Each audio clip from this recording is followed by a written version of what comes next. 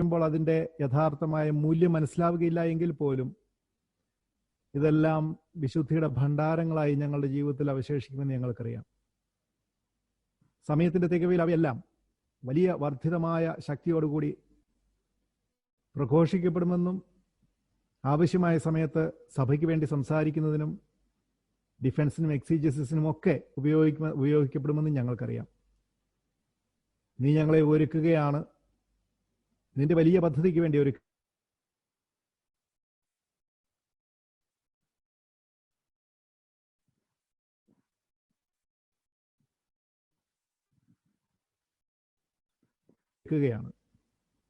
എന്ന് ഞങ്ങൾക്കറിയില്ല.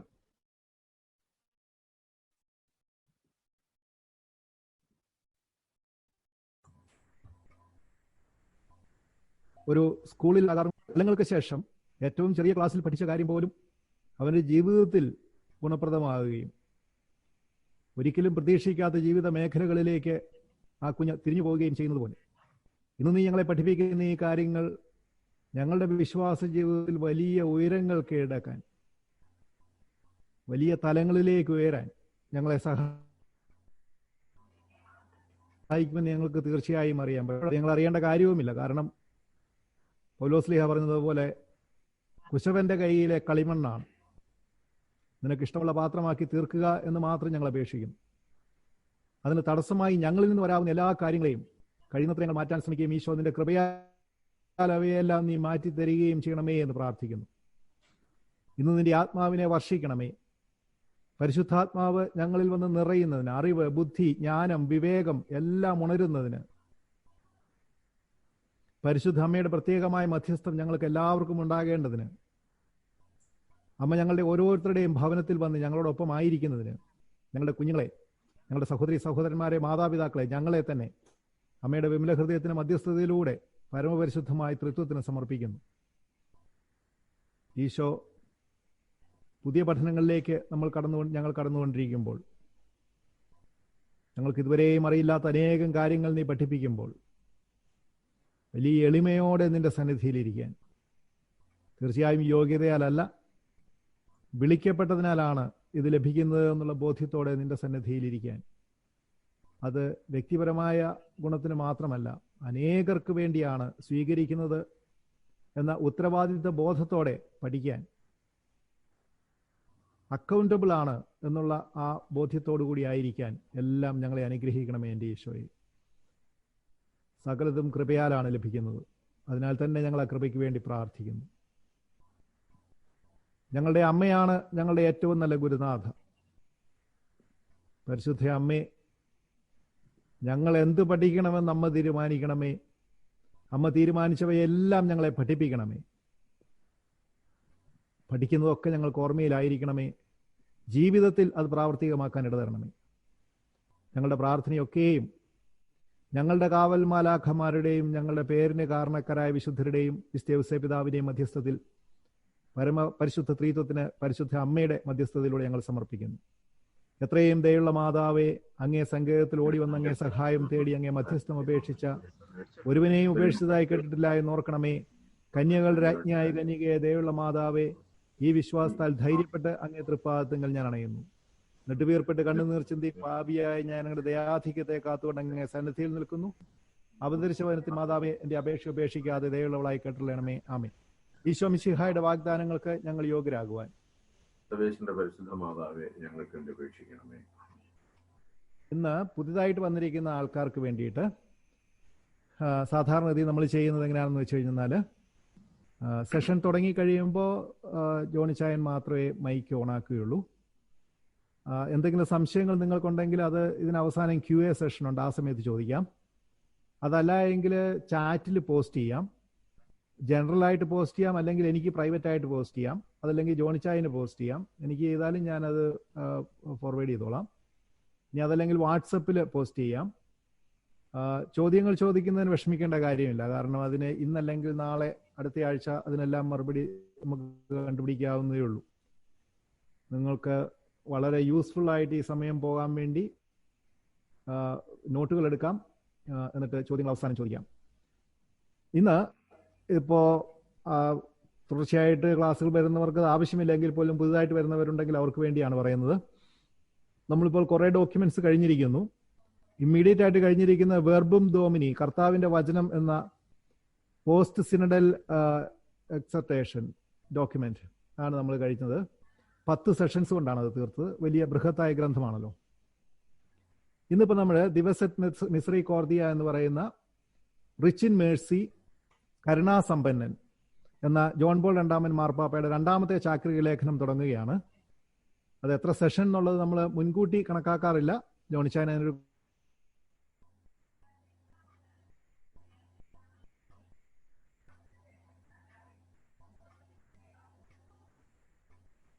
കണക്കുണ്ടെങ്കിൽ പോലും നമ്മൾ വിശദമായ സെഷൻസ്, വിശദമായ ക്ലാസ്സുകൾ, ഒരു സംശയവും അവശേഷിക്കാത്ത വിധത്തിൽ എടുത്തു പോകുക എന്നുള്ളതാണ് രീതി. നമ്മളെ സംബന്ധിച്ചിടത്തോളം ജോണിച്ചായൻ ക്ലാസ് എടുക്കാൻ വന്നു എന്നുള്ളത് വലിയൊരു ദൈവാനുഗ്രഹമാണ്. ഈ മേഖലയിൽ നമുക്ക് ജോണിച്ചായന് തുല്യമായിട്ട് മറ്റാരുമില്ല ഈ കാലഘട്ടത്തിൽ ഇക്കാര്യങ്ങൾ പഠിപ്പിക്കാൻ. ഈ ക്ലാസ്സുകളിൽ തീർച്ചയായിട്ടും വന്നുകൊണ്ടിരിക്കുന്നവർക്ക് അത് കൃത്യമായും അറിയാം. ഓരോ ദിവസവും കഴിയും തോറും നമുക്ക് അത്ഭുതത്തിൽ നമ്മൾ വളർന്നുകൊണ്ടിരിക്കും. ഏതായാലും നമുക്ക് ജോണിച്ചായനെ ഈ സമയം മാതാവിന്റെ കരങ്ങളിലേക്ക് സമർപ്പിക്കാം. പരിശുദ്ധാത്മാവിന്റെ കൃപയുടെ വർഷം ഉണ്ടാകാൻ വേണ്ടി നമുക്ക് പ്രാർത്ഥിച്ചുകൊണ്ടിരിക്കാം. സമയം ഞാൻ അധികം എടുക്കുന്നില്ല. നമുക്ക് നമ്മുടെ ഏറ്റവും പ്രിയങ്കരനായ ജോണിച്ചായന് നമുക്ക് ക്ലാസ് തുടങ്ങാനായിട്ട് ഇനി നമുക്ക് നമ്മുടെ മൈക്കുകൾ ഓഫാക്കി ക്ലാസ്സിലേക്ക് ശ്രമിക്കാം.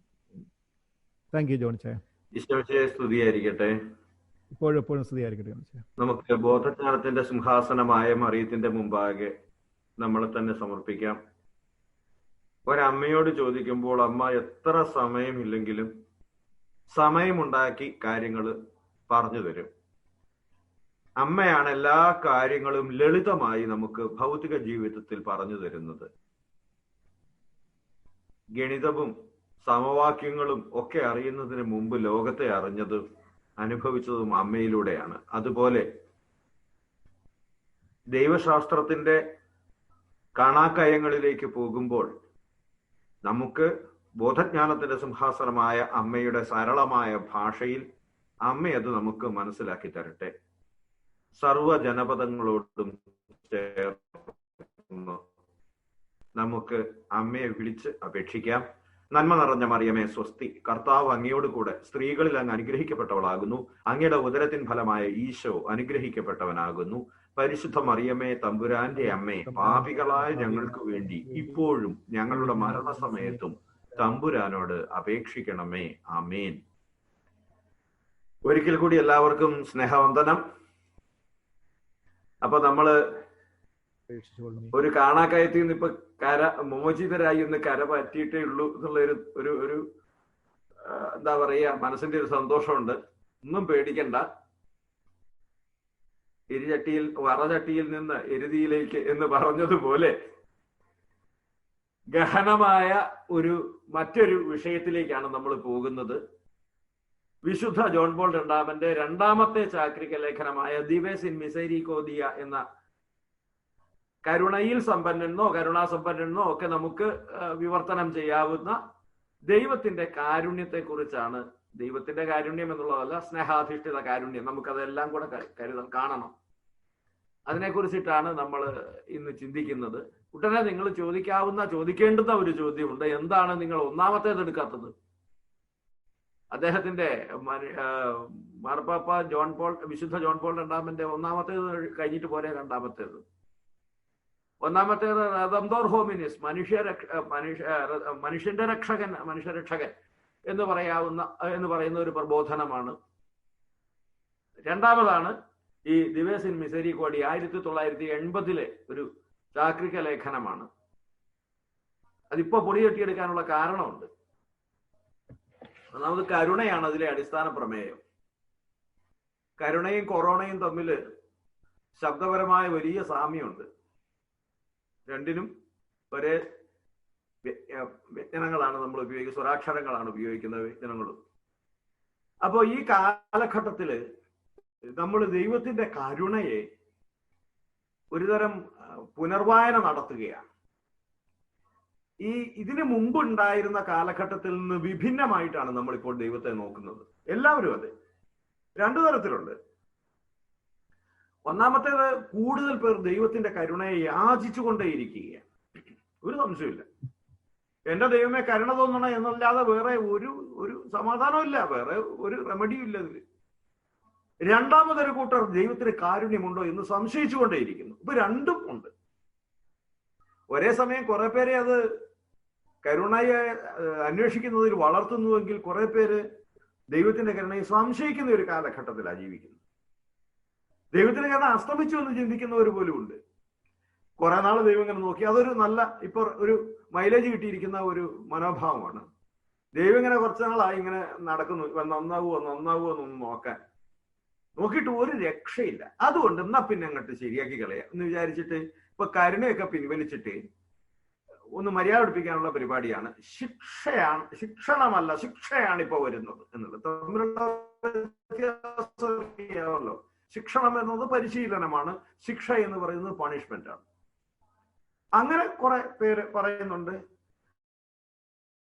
താനും.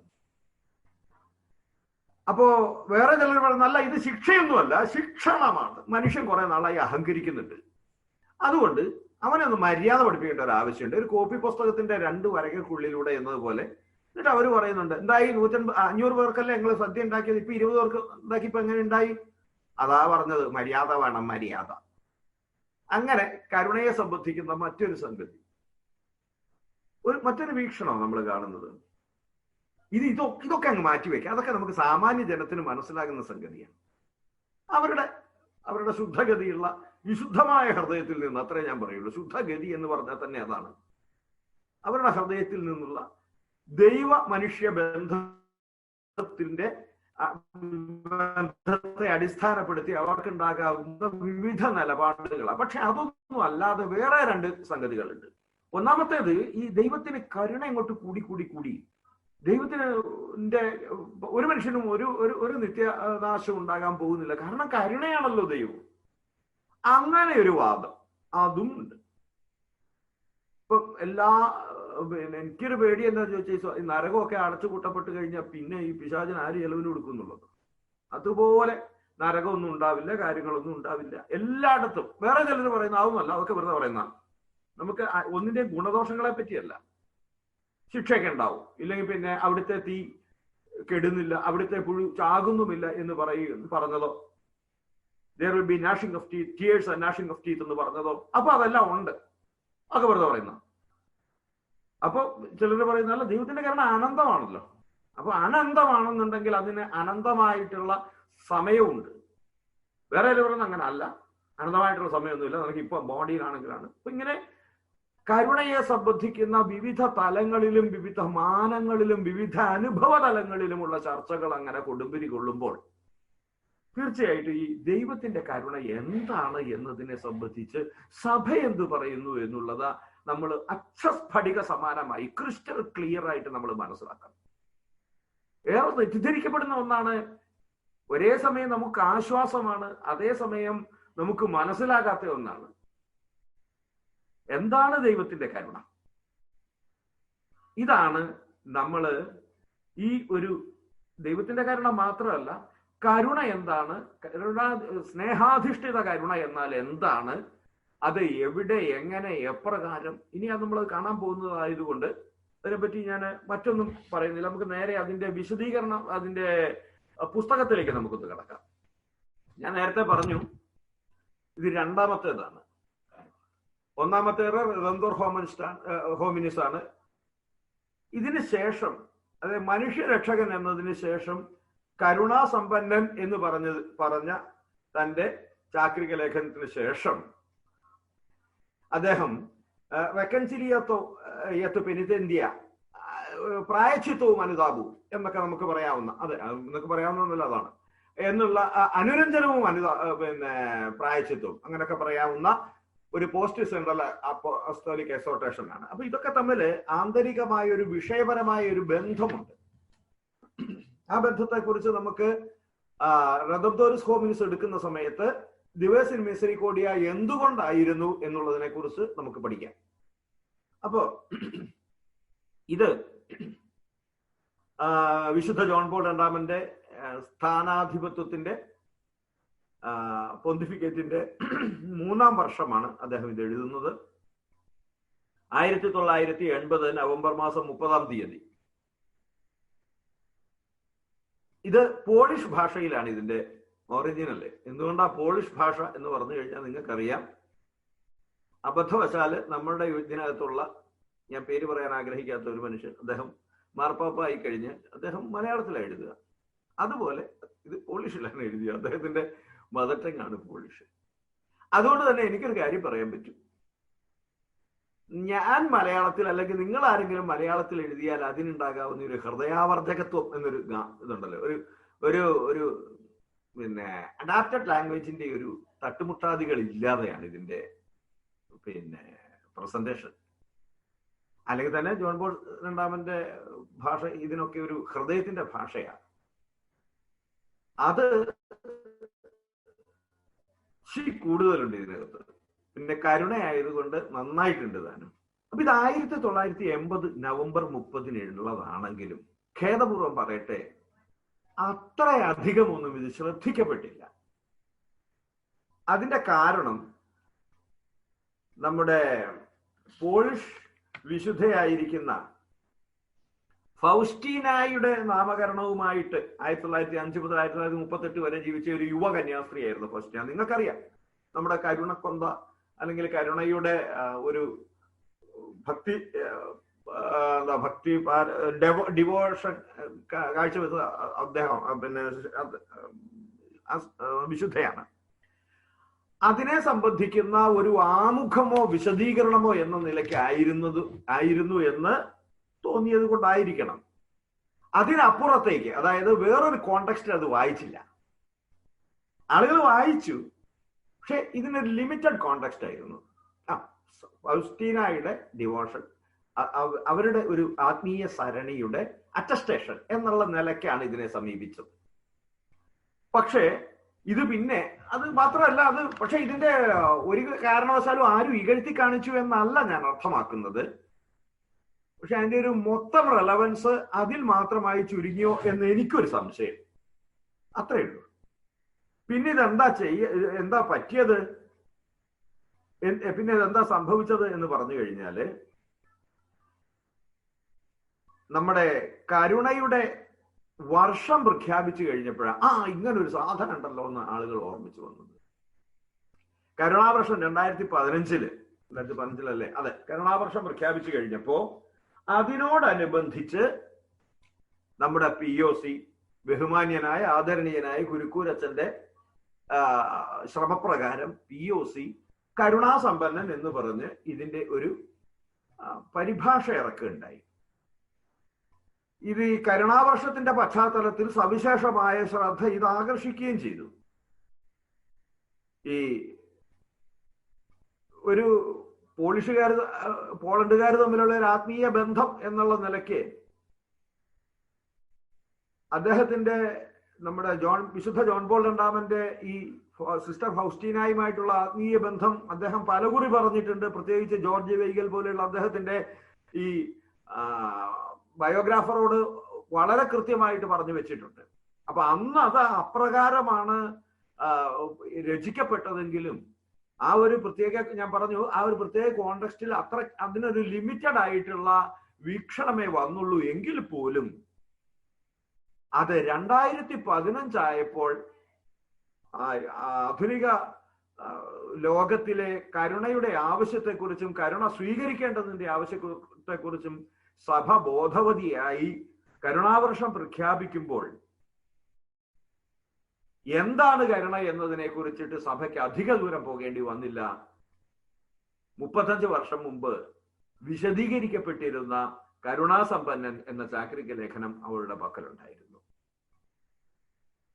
അതുകൊണ്ട് തന്നെ ഏറെ ശ്രദ്ധ 2015 അതായത് കരുണയുടെ വർഷത്തോടനുബന്ധിച്ച് ഇത് പിടിച്ചു പറ്റുകയും നല്ല വിധത്തിലുള്ള ചർച്ചയ്ക്ക് വിധേയമാവുകയും ചെയ്തു.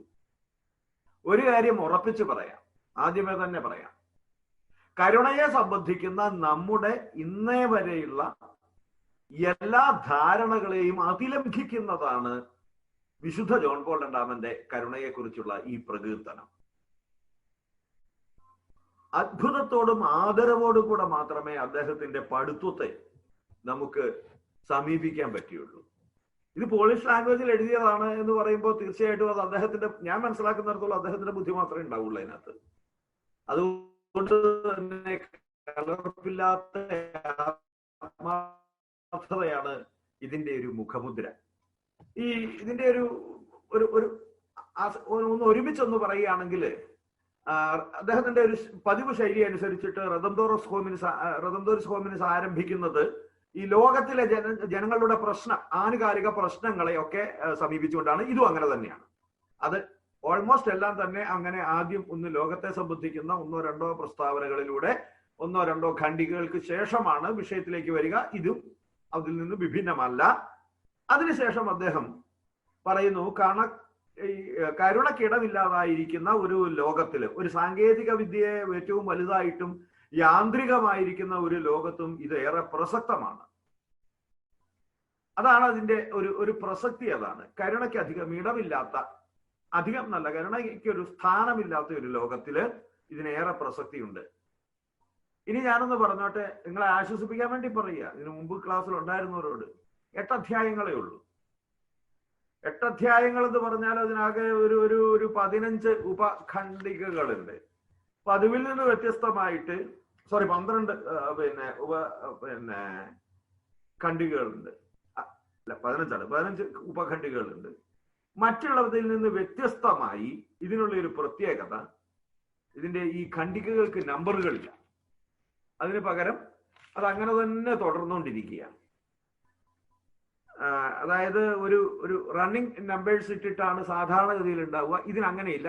ടോപ്പിക്കുകളായിട്ട് ഒരു ചാപ്റ്ററിൽ ടോപ്പിക്കിന് 1-2 സബ് ടോപ്പിക്ക് ഉണ്ടെങ്കിലുണ്ട്, ഇല്ലെങ്കിൽ ഇല്ല. അതിനുശേഷം സാധാരണ ലേഖനങ്ങൾ പോലെ ഒരു എൻസൈക്ലിക്കലാണെന്ന് തോന്നാത്ത വിധത്തിലാണ്. അതുകൊണ്ട് തന്നെ നമുക്കിത് കണ്ടുപിടിക്കാൻ, വായിക്കുന്ന സമയത്ത് നിങ്ങൾക്ക് അറിയാം, കുറച്ച് ഇതിന്റെ എവിടെയാണ് നിർത്തിയെന്നുള്ളത് കണ്ടുപിടിക്കാൻ നല്ല ബുദ്ധിമുട്ട്. അതുപോലെ അപ്പൊ നമുക്ക് അതിലേക്ക് നോക്കാം. ഈ 8 അധ്യായങ്ങളില് ആദ്യത്തേത് പിതാവിന്റെ കരുണയും പുത്രനും തമ്മിൽ ബന്ധിപ്പിക്കുന്ന ഒരു ഭാഗമാണ്. എന്നെ കാണുന്നവൻ പിതാവിനെ കാണുന്നു. ഇതാണ് ആദ്യത്തെ കീവേഡ്. അതിന് തന്നെ 2 വശങ്ങളുണ്ട്. കാരുണ്യത്തിന്റെ വെളിപ്പെടുത്തൽ, കാരുണ്യത്തിന്റെ മനുഷ്യാവതാരം. ഒന്നാമത്തേത് കാരുണ്യത്തിന്റെ വെളിപ്പെടുത്തലാണ്, രണ്ടാമത്തേത് മനുഷ്യാവതാരം. രണ്ടാമത്തേത് മെസയാനിക സന്ദേശം, ക്രിസ്തുവിന്റെ സന്ദേശം, ക്രിസ്തു പ്രവർത്തിക്കുന്നു, പഠിപ്പിക്കുന്നു. മൂന്നാമത്തേത് പഴയ നിയമത്തിലെ കരുണ. നാലാമത്തേതാകുമ്പോഴേക്കും സ്ഥിതി അങ്ങ് മാറി. ആദ്യത്തേത് കേമോ അല്ല. ആദ്യത്തേത് 3 കേമോ ആണെങ്കിൽ നാലാമത്തേത് കെങ്കേമമാണ്. അത് ധൂർത്തപുത്രന്റെ ഉപമയാണ്. അഞ്ചാമത്തേത് നമ്മളങ്ങനെ പതുക്കെ അത്യുദാത്തമായ ആ സംഭവത്തിലേക്ക് കയറി പോകുന്നു, പെസഹ രഹസ്യത്തിലെ കരുണ. അത് 3 ഉപഖണ്ഡികകളായിട്ട്, 3 സബ് ടോപ്പിക്സ് ആയിട്ട് തിരിച്ച് 18 ഖണ്ഡികകളിലായിട്ട് അദ്ദേഹം പറഞ്ഞു വെക്കുന്നത്, ഉള്ളത് പറഞ്ഞാൽ ഹൃദയത്തിൽ നിന്ന് ചോര എടുത്ത് എഴുതിയാൽ എത്രമാത്രം ആർജവത്വം ഉണ്ടാകും എന്ന് നമ്മൾ സങ്കല്പിക്കുക. അതേ ആർജവത്വത്തോടു കൂടിയാണ് ഈ 4, 5 അദ്ദേഹം എഴുതിയിരിക്കുന്നത്. ആറാമത്തേത് തലമുറ തോറും നിലനിൽക്കുന്ന കരുണയെക്കുറിച്ചാണ്. ഏഴാമത്തേത് സഭയിൽ ദൈവകാരുണ്യം, സഭ അതിന്റെ കൈകാര്യം ചെയ്യുന്നവൾ എന്ന നിലയ്ക്ക്. എട്ടാമത്തേത് നമ്മുടെ കാലഘട്ടത്തിൽ സഭയുടെ പ്രാർത്ഥന എന്താണ് എന്നതിനെ സംബന്ധിച്ചിട്ട്, കരുണയെ സംബന്ധിക്കുന്ന നമ്മുടെ അഭീഷ്ടം എന്താണ്, നമ്മൾ ദൈവത്തിന്റെ മുമ്പാകെയുള്ള ഉയർത്തുന്ന പ്രാർത്ഥന എന്താണ് എന്നുള്ളതോടുകൂടി സമാപിക്കുന്നു.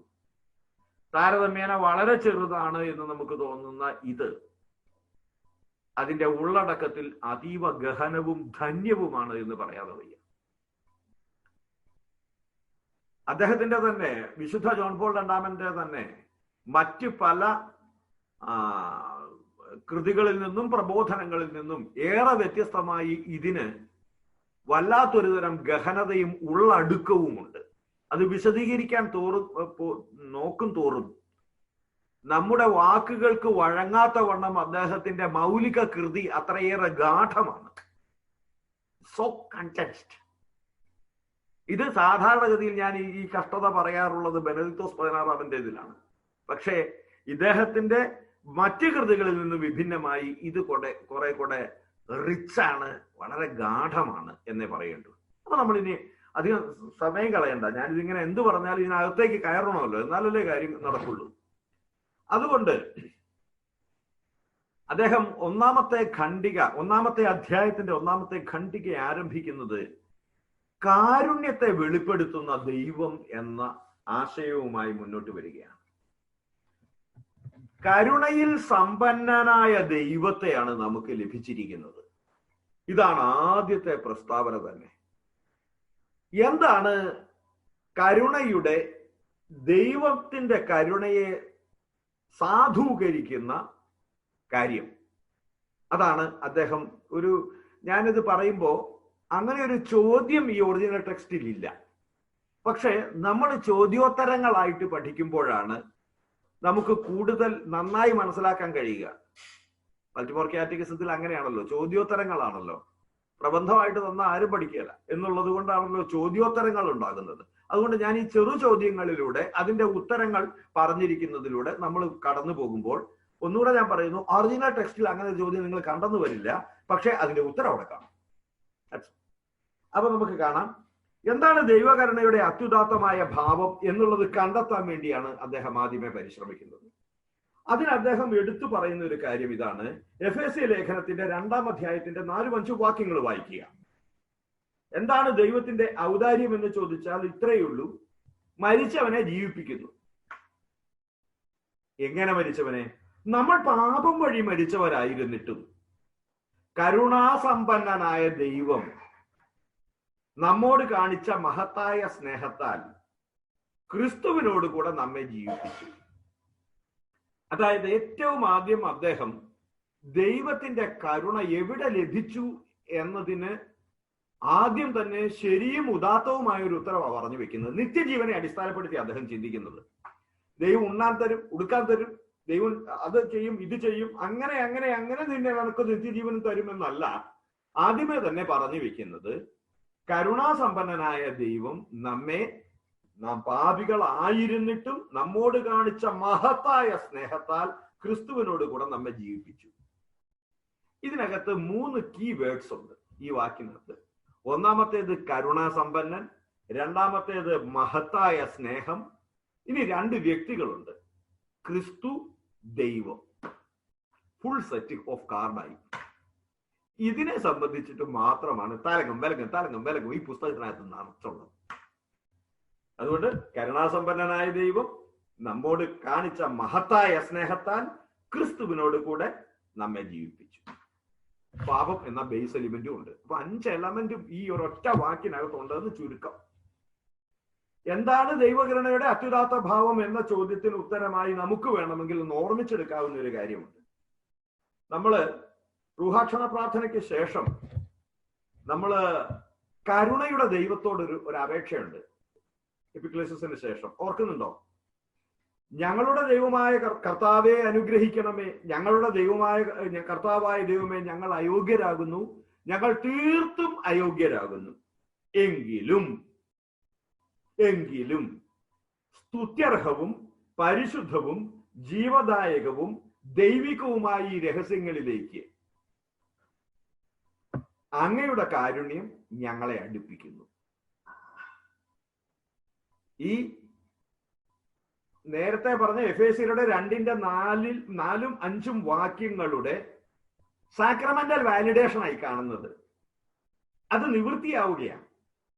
പരിശുദ്ധ പരമതമ ദിവ്യകൂദാശയിൽ സമീപിക്കുവാൻ മനുഷ്യന് അതുവഴിയായിട്ടാണല്ലോ നിത്യജീവൻ കരഗതമാകുന്നത്. അതുകൊണ്ടാണല്ലോ ഉയർത്തിയിട്ട് ഇത് ഭക്ഷിക്കുന്നവൻ മരിച്ചാലും ജീവിക്കും എന്ന വാക്യം വീണ്ടും നമ്മൾ ആവർത്തിക്കുന്നത്.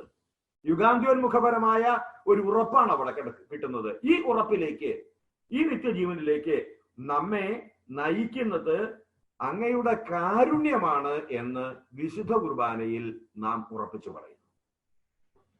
അപ്പോ അതിനുശേഷമാണ് വിശുദ്ധ കുർബാനയുടെ ഉയർത്തല്. അടുത്തത് പീലിപ്പോസിന്റെ ചോദ്യത്തിന് ഉത്തരമായി വിശുദ്ധ യോഹന്നാന്റെ 14:8-9 വാക്യങ്ങളിലായിട്ട് ക്രിസ്തു ഫിലിപ്പോസിന്റെ ചോദ്യത്തിന് ഉത്തരമായി ക്രിസ്തു തന്നെ പ്രദർശിപ്പിക്കുന്നുണ്ട്. ഇത്രയും കാലം നീ എന്നോട് കൂടി ആയിരുന്നിട്ട് ഫിലിപ്പോസ് നീ എന്നെ അറിഞ്ഞില്ലേ? നീ പിതാവിനെ കാണിച്ചു തരിക എന്ന് പറയുമ്പോൾ എന്നെ കാണുന്നവർ പിതാവിനെ കാണുന്നു. ഈ ഒരു സമവാക്യം ഏറെ പ്രിയപ്പെട്ടതായി പല കുറി വിശുദ്ധ ജോൺ പോൾ രണ്ടാമൻ ആവർത്തിക്കുന്നുണ്ട്. അപ്പൊ അതുകൊണ്ട് അദ്ദേഹം വീണ്ടും പറയുന്നു, ഇത് മനുഷ്യനെ സംബന്ധിക്കുന്ന സത്യത്തെക്കുറിച്ചുള്ള ചർച്ചയാണ്. മനുഷ്യനെ സംബന്ധിക്കുന്ന സത്യത്തെക്കുറിച്ചുള്ള ചർച്ച. ഈ വാക്ക് അദ്ദേഹം കടമെടുത്തിരിക്കുന്നതാണ്. എവിടെ നിന്ന്? ഇതിനു തൊട്ടു മുമ്പത്തെ കൃതിയായ മനുഷ്യരക്ഷകനിൽ നിന്ന്. മനുഷ്യനെ സംബന്ധിക്കുന്ന രഹസ്യം, അതിന്റെ മഹത്വത്തെ സംബന്ധിക്കുന്ന ഒരു വലിയ ഗീതകമാണ് റെദംപ്റ്റോറിസ് ഹോമിനിസ്. അതിൽ നിന്ന് അദ്ദേഹം പറയുന്നു, മനുഷ്യന്റെ മഹത്വത്തെ സംബന്ധിക്കുന്ന ഒരു സത്യത്തെയാണ് ഇനി നമ്മൾ സമീപിക്കാൻ പോകുന്നത്. അതുകൊണ്ട് ആദ്യം തന്നെ അദ്ദേഹം ഈ വചനനിബദ്ധമായ ഒരു നീക്കമാണ് നടത്തുന്നത്. എന്നിട്ടാണ് അദ്ദേഹം യഥാർത്ഥത്തിൽ ഇതിന്റെ ഉള്ളിലേക്ക് തൊടുന്നത്. ആദ്യം നിലപാട് തറ ഉറപ്പിക്കുന്നതിന്റെ ഭാഗമായിട്ട് അദ്ദേഹം വീണ്ടും 2 കൊരിന്ത്യരുടെ 1:3 അദ്ദേഹം പറയുകയാണ്. കരുണയുടെ പിതാവും സകല സമാശ്വാസത്തിന്റെയും ദൈവവുമായ പിതാവിന്റെ മുഖത്തെ ക്രിസ്തുവിൽ വീണ്ടും കാണാനുള്ള വിളിയാണ് നമ്മുടേത്. അത് തന്നെ അദ്ദേഹം പറയുന്നു, യേശുവിൽ മനുഷ്യനെ സംബന്ധിക്കുന്ന സത്യം, മനുഷ്യനെ സംബന്ധിക്കുന്ന യഥാർത്ഥത്തിലുള്ള സത്യം. അങ്ങനെ ഒരു സത്യം ഉണ്ട് കേട്ടോ. എന്റെയും നിങ്ങളുടെയും ഉണ്മയെ സംബന്ധിക്കുന്ന അഗാധവും അഗാധമായ ഒരു സത്യമുണ്ട്. ആ സത്യത്തെ അതിന്റെ പൂർണ്ണതയിലും ആഴത്തിലും വെളിവാക്കുന്നത് ക്രിസ്തുവിലൂടെയാണ്. അതേസമയം അത് കരുണയിലൂടെയാണ് വെളിവാക്കുന്നത്. ഈ സത്യം മനുഷ്യനോട് കാണിക്കുന്ന വലിയ കരുണയിലൂടെയാണ് നമുക്ക് വെളിവായി കിട്ടുന്നത്. എന്നാൽ ഈ കാലഘട്ടത്തില് നമുക്ക് അതങ്ങോട്ട് മനസ്സിലാക്കാൻ പറ്റുന്നില്ല. കാരണം കരുണ നമുക്ക് അനുഭവവേദ്യമാകുന്നില്ല. നമ്മൾ പലപ്പോഴും ഈ മനുഷ്യനെ സംബന്ധിക്കുന്ന സത്യത്തെ അല്ല ദൈവത്തിന്റെ മുമ്പാകെ തിരയുന്നത്. പകരം ഭൗമിക ആവശ്യങ്ങൾക്ക് വേണ്ടിയാ. ഉദാഹരണത്തിന് മലയിലെ പ്രസംഗത്തിലെ 7-ാം അധ്യായത്തിന്റെ 7 മുതൽ 12 വരെയുള്ളതിനകത്ത് ഭൗമിക ആവശ്യങ്ങൾക്ക് വേണ്ടി ചോദിച്ചാൽ ലഭിക്കും എന്നുള്ളതിന്റെ ഉറപ്പല്ലേ? ചോദിക്കുവിൻ നിങ്ങൾക്ക് ലഭിക്കുവിൻ, മുട്ടും നിങ്ങൾക്ക് തുറക്കപ്പെടും. 9-ാമത്തെ വാക്യം, 7-ന്റെ 9-ാമത്തെ വാക്യം, അപ്പം ചോദിച്ചാൽ നിങ്ങൾ കല്ല് കൊടുക്കുമോ? 10-ാമത്തെ വാക്യം, മീൻ ചോദിച്ചാൽ പാമ്പിനെ കൊടുക്കുമോ? 11-ാമത്തത്, ദുഷ്ടരായ നിങ്ങൾ നല്ല മക്കൾക്ക് നല്ല ദാനങ്ങൾ കൊടുക്കുന്നെങ്കിൽ എത്രയോ കൂടുതൽ നന്മകൾ നൽകും. അപ്പൊ ഭൗമികമായതിനെ അതിന്റെ ലഭിക്കലിലാണോ മനുഷ്യന്റെ മഹത്വം കുടികൊള്ളുന്നത്, യഥാർത്ഥമായ മഹത്വം കുടികൊള്ളുന്നത്? പക്ഷെ പരമമായ ഒരു ആവശ്യത്തിലേക്കാണ് ഇത് യഥാർത്ഥത്തിൽ നമ്മളെ നയിക്കേണ്ടുന്നത്. അപ്പത്തിനപ്പുറത്തേക്ക്, അപ്പം കൊണ്ട് മാത്രമല്ല ജീവിക്കുന്നത് എന്ന് പറയുന്ന അനുഭവത്തിന്റെ തലത്തിലേക്ക്, ദൈവാനുഭവത്തിന്റെ തലത്തിലേക്ക്. അത് രേഖപ്പെടുത്തിയിരിക്കുന്നതും സുവിശേഷത്തിൽ തന്നെ. വിശുദ്ധ യോഹന്നാന്റെ സുവിശേഷത്തിൽ 14-ന്റെ 1 മുതൽ 3 വരെയുള്ള വാക്യങ്ങള്, നിങ്ങളുടെ ഹൃദയം അസ്വസ്ഥമാകണ്ട. അതൊരു വലിയ സമാശ്വാസത്തിന്റെ വാക്കാ. യഥാർത്ഥത്തിലുള്ള നമ്മുടെ ജീവിതത്തിന്റെ അടിസ്ഥാനപരമായ പ്രശ്നം ഉണ്ണാനും ഉടുക്കാനും ഇല്ല എന്നുള്ളതല്ല, മറ്റെന്തെങ്കിലും ജീവിത പ്രശ്നം ഉണ്ട് എന്നുള്ളതുമല്ല. ഇന്നലകളെ കുറിച്ചോർത്തും നാളുകളെ കുറിച്ചോർത്തും ഇന്ന് അസ്വസ്ഥമാകുക എന്ന വ്യർത്ഥമായ കാര്യമാണ് നമ്മൾ നടത്തിക്കൊണ്ടിരിക്കുന്നത്. അതുകൊണ്ട് തന്നെ അസ്വസ്ഥമാകണ്ട എന്ന വാക്കിന് അതാ ഓടിച്ചു പോയി പറയുന്നതിനേക്കാളും ഒരുപാട് വിലയുണ്ട്. പിന്നെ രണ്ടാമത്തെ, എന്തുകൊണ്ട് അസ്വസ്ഥമാകണ്ട? 2-ാമത്തെ വാക്യത്തില് ഈശോ പറയുന്നു, എന്റെ പിതാവിന്റെ ഭവനത്തിൽ പല മാളികകളുണ്ട്, ഇല്ലായിരുന്നെങ്കിൽ ഞാൻ നിങ്ങളോട് പറയുമായിരുന്നില്ല. ഞാൻ പോയിട്ട് വന്ന് നിങ്ങളെയും കൂട്ടിക്കൊണ്ടു പോകുമെന്നാണ് 3-ാമത്തേതിൽ പറയുന്നത്. അപ്പോ അനശ്വരവും അഴിഞ്ഞു പോകാത്തതും പിതാവിന്റെ സന്നിധിയിലുള്ളതുമായ നശിച്ചു പോകാത്ത ഭൗമിക ഭവനമല്ലാത്ത ഒന്നിനെ കുറിച്ച് ക്രിസ്തു സംസാരിക്കുകയും ഉറപ്പിക്കുകയും ചെയ്തു. ഹൃദയം കലങ്ങണ്ട എന്നും പറഞ്ഞു.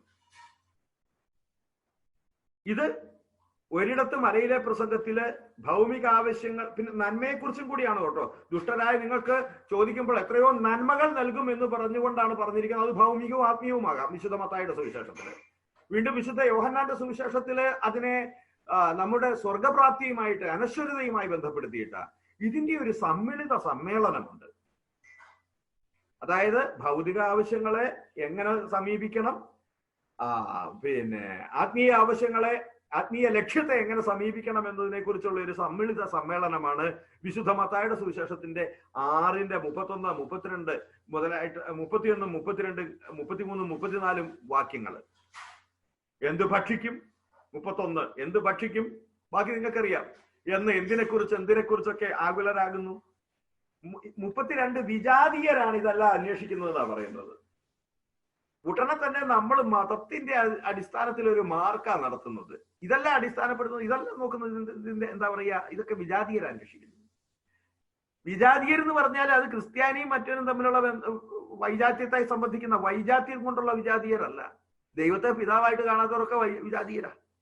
അതന്വേഷിക്കുന്നത് ഉണ്ണാതെ ഉറങ്ങാതെ നാളെ എന്താ ഉണ്ടാകുക എന്നുള്ളതിനെ കുറിച്ച് ആലോചിക്കുന്നത് ദൈവത്തെ പിതാവായിട്ട് ഗണിക്കാത്തവരാ. ഇനി നിങ്ങൾ ആദ്യം അവിടുത്തെ രാജ്യവും നീതിയും അന്വേഷിക്കുക. Set your goals. നിന്റെ ലക്ഷ്യത്തെ നീ ക്രമപ്പെടുത്ത്. അതിന്റെ കൂടെ ബാക്കിയെല്ലാം കിട്ടും. അതത് ദിവസത്തിന് അതതിന്റെ ക്ലേശം മതി എന്ന് പറഞ്ഞുകൊണ്ട് ഹൃദയത്തിന്റെ കലങ്ങലിനോട് അടങ്ങ എന്ന് പറഞ്ഞ തമ്പുരാൻ കരുണയുടെ അത്യുദാത്തമായ രൂപമാണ് എന്ന് സാക്ഷീകരിക്കാൻ വേണ്ടി അദ്ദേഹം പറയുന്നു. സഭ ആധുനിക ലോകത്തിൽ 22 സഭ ആധുനിക ലോകത്തിൽ നിങ്ങൾക്കറിയാം, 2ാം വത്തിക്കാൻ കൗൺസിലിന്റെ ഏറ്റവും സുപ്രധാനമായ പ്രമാണരേഖയാണ്. അതിന്റെ 22ാമത്തെ ഖണ്ഡികയിൽ നിന്ന് അദ്ദേഹം എടുത്തു പറയുന്നു, പുതിയ ആദമായ ക്രിസ്തു മനുഷ്യകുലത്തിലെ ഏറ്റവും ആദ്യത്തെ നവീകരിക്കപ്പെട്ട മനുഷ്യകുലത്തിലെ, അതായത് ദൈവത്തിന്റെ മകൻ എന്നതിലെ ഏറ്റവും ആദ്യത്തെ നവീകരിക്കപ്പെട്ട ആ മനുഷ്യകുലത്തിന്റെ പ്രഥമ സന്താനം, അല്ലെങ്കിൽ പ്രഥമം, ആരംഭം എന്ന് വിശേഷിപ്പിക്കാവുന്ന പുതിയ ആദമായ ക്രിസ്തു മനുഷ്യനെ അവന് തന്നെ പൂർണ്ണമായി വെളിപ്പെടുത്തി കൊടുക്കുകയും അവന്റെ ഉന്നതമായ വിളി മനസ്സിലാക്കി കൊടുക്കുകയും ചെയ്തു. ക്രിസ്തുവിൽ മനുഷ്യന് അവന്റെ മഹത്വത്തെ റീറീഡ് ചെയ്യാൻ പറ്റി, പുനർവായന നടത്താൻ പറ്റി. ക്രിസ്തു എന്ന വെളിച്ചത്തിൽ മനുഷ്യൻ അവനെ തന്നെ മനസ്സിലാക്കാനും താൻ ആരാണ് എന്നതിനെ കുറിച്ചിട്ടുള്ള നിലപാടുറപ്പിക്കാനും കഴിഞ്ഞു. എങ്ങനെ? ഒരു വെളിപ്പെടുത്തല ക്രിസ്തുവിന്റെ പിതാവിന്റെയും അവിടുത്തെ സ്നേഹത്തിന്റെയും വെളിപ്പെടുത്തലിലൂടെ അവന്റെ പ്രകൃതിയുടെ പൂർണ്ണമായ മഹത്വത്തിൽ വെളിപ്പെടുത്തണമെങ്കിൽ, ഒരു മനുഷ്യന്റെ മഹത്വം എന്താണ് എന്ന് ചിന്തിച്ച് അത് എങ്ങനെയാണെന്ന് മനസ്സിലാക്കണമെങ്കിൽ മനുഷ്യന്റെ സമഗ്രമായ അസ്തിത്വത്തെ ദൈവത്തോട് ബന്ധിപ്പിക്കണം. ദൈവത്തോട് ചേർന്ന് നിൽക്കുന്ന, ദൈവത്തിനൊപ്പം, നോക്കൂ ഞാൻ ക്രിസ്തുവിന്റെ മനസ്സറിയുന്നു എന്ന് പറഞ്ഞതുപോലെ തന്റെ ജീവിതം എന്തിനു വേണ്ടിയുള്ളതോളം എങ്ങനെയുള്ളതാണ് എന്നുള്ളതല്ല, എന്തിനു വേണ്ടിയുള്ളതാണ് എന്ന് ചിന്തിക്കുമ്പോഴാണ് മനുഷ്യന്റെ മഹത്വം പൂർണ്ണമാകുന്നത്. അത് അവൻ തിരിച്ചറിയാൻ ആരംഭിക്കുന്നത്. അങ്ങനെ വീണ്ടും അദ്ദേഹം പറയുന്നു, ഇനി പറയാൻ പോകുന്നതിന്റെ മുഴുവൻ ഒരു മുൻനുരയായിട്ട്, ഒരു ഇൻട്രൊഡക്ഷൻ ആയിട്ട് അദ്ദേഹം വീണ്ടും ആവർത്തിക്കുന്നു, മനുഷ്യന്റെ മഹത്വത്തെ ക്രിസ്തുവിലല്ലാതെ, ക്രിസ്തു എന്ന കണ്ണാടിയിലൂടെ അല്ലാതെ, ക്രിസ്തു എന്ന പ്രകാശത്തിലൂടെ അല്ലാതെ നമുക്ക് മനസ്സിലാക്കാൻ ഒരിക്കലും സാധ്യമല്ല. അതുകൊണ്ട് ക്രിസ്തു എന്ന മാധ്യമത്തിലൂടെ നാം മനുഷ്യനെ നോക്കിയ ദ മീഡിയം ഇസ് ക്രൈസ്റ്റ്. അതിൽ അദ്ദേഹം പറയുന്നു, ഈ കാലഘട്ടം നമ്മളോട് വളരെയേറെ ആവശ്യപ്പെടുന്നുണ്ട് ഇതിനെക്കുറിച്ച് പഠിക്കാൻ, മനുഷ്യന്റെ വില എന്താണെന്നുള്ളത്. കാരണം അത് ആരംഭിക്കുന്നത് തന്നെ ഞാൻ പറഞ്ഞു, സാങ്കേതിക വിദ്യയിൽ ശൂന്യനായി പോയ മനുഷ്യനെ സംബന്ധിച്ചിട്ടാണ്. അവന്റെ ബന്ധങ്ങൾക്കപ്പുറത്തേക്ക് ഒരു യാന്ത്രിക യുഗമാണ് അവനെ ഭരിക്കുന്നത്. അപ്പോ അവന്റെ മൂല്യത്തെ സംബന്ധിക്കുന്ന നല്ല ശോഷണം അവൻ അനുഭവപ്പെടുന്ന ഒരു കാലഘട്ടത്തിൽ മനുഷ്യന്റെ മൂല്യം എന്താണ് എന്ന് ക്രിസ്തുവിലൂടെ പഠിക്കാൻ അദ്ദേഹം ആവശ്യപ്പെടുകയാണ്. സഭയുടെ അനുഭവങ്ങൾ ഇത് ആവശ്യപ്പെടുന്നു. സമകാലീന മനുഷ്യരുടെ അനുഭവങ്ങൾ നമ്മളോട് ഇത് ആവശ്യപ്പെടുന്നു. കാരണം മനുഷ്യന്റെ മൂല്യം എന്താണ് എന്ന് ചിന്തിക്കുന്നിടത്ത് നമുക്ക് വിഘാതമായി നിൽക്കുന്ന, അങ്ങനെ ഒരു മൂല്യമുണ്ടോ എന്ന ചോദ്യത്തിന് സംശയമുയർത്തുന്ന ഒരുപാട് ഘടകങ്ങളെ കുറിച്ച് അദ്ദേഹം നന്നായി വിവരിക്കുന്നുണ്ട്. വേദനകളും യാതനകളും സഹനങ്ങളും പ്രത്യാശകളും ഉത്കണ്ഠയും പ്രതീക്ഷയും എല്ലാം മനുഷ്യകുലത്തെ ഇന്ന് വല്ലാതെ വേട്ടയാടുകയാണ്. അതുകൊണ്ട് അത് വളരെ ശക്തമായി നമ്മളോട് ആവശ്യപ്പെടുന്നു, മനുഷ്യൻ എന്ത് മഹത്വമാണുള്ളത് എന്ന് അന്വേഷിക്കാൻ.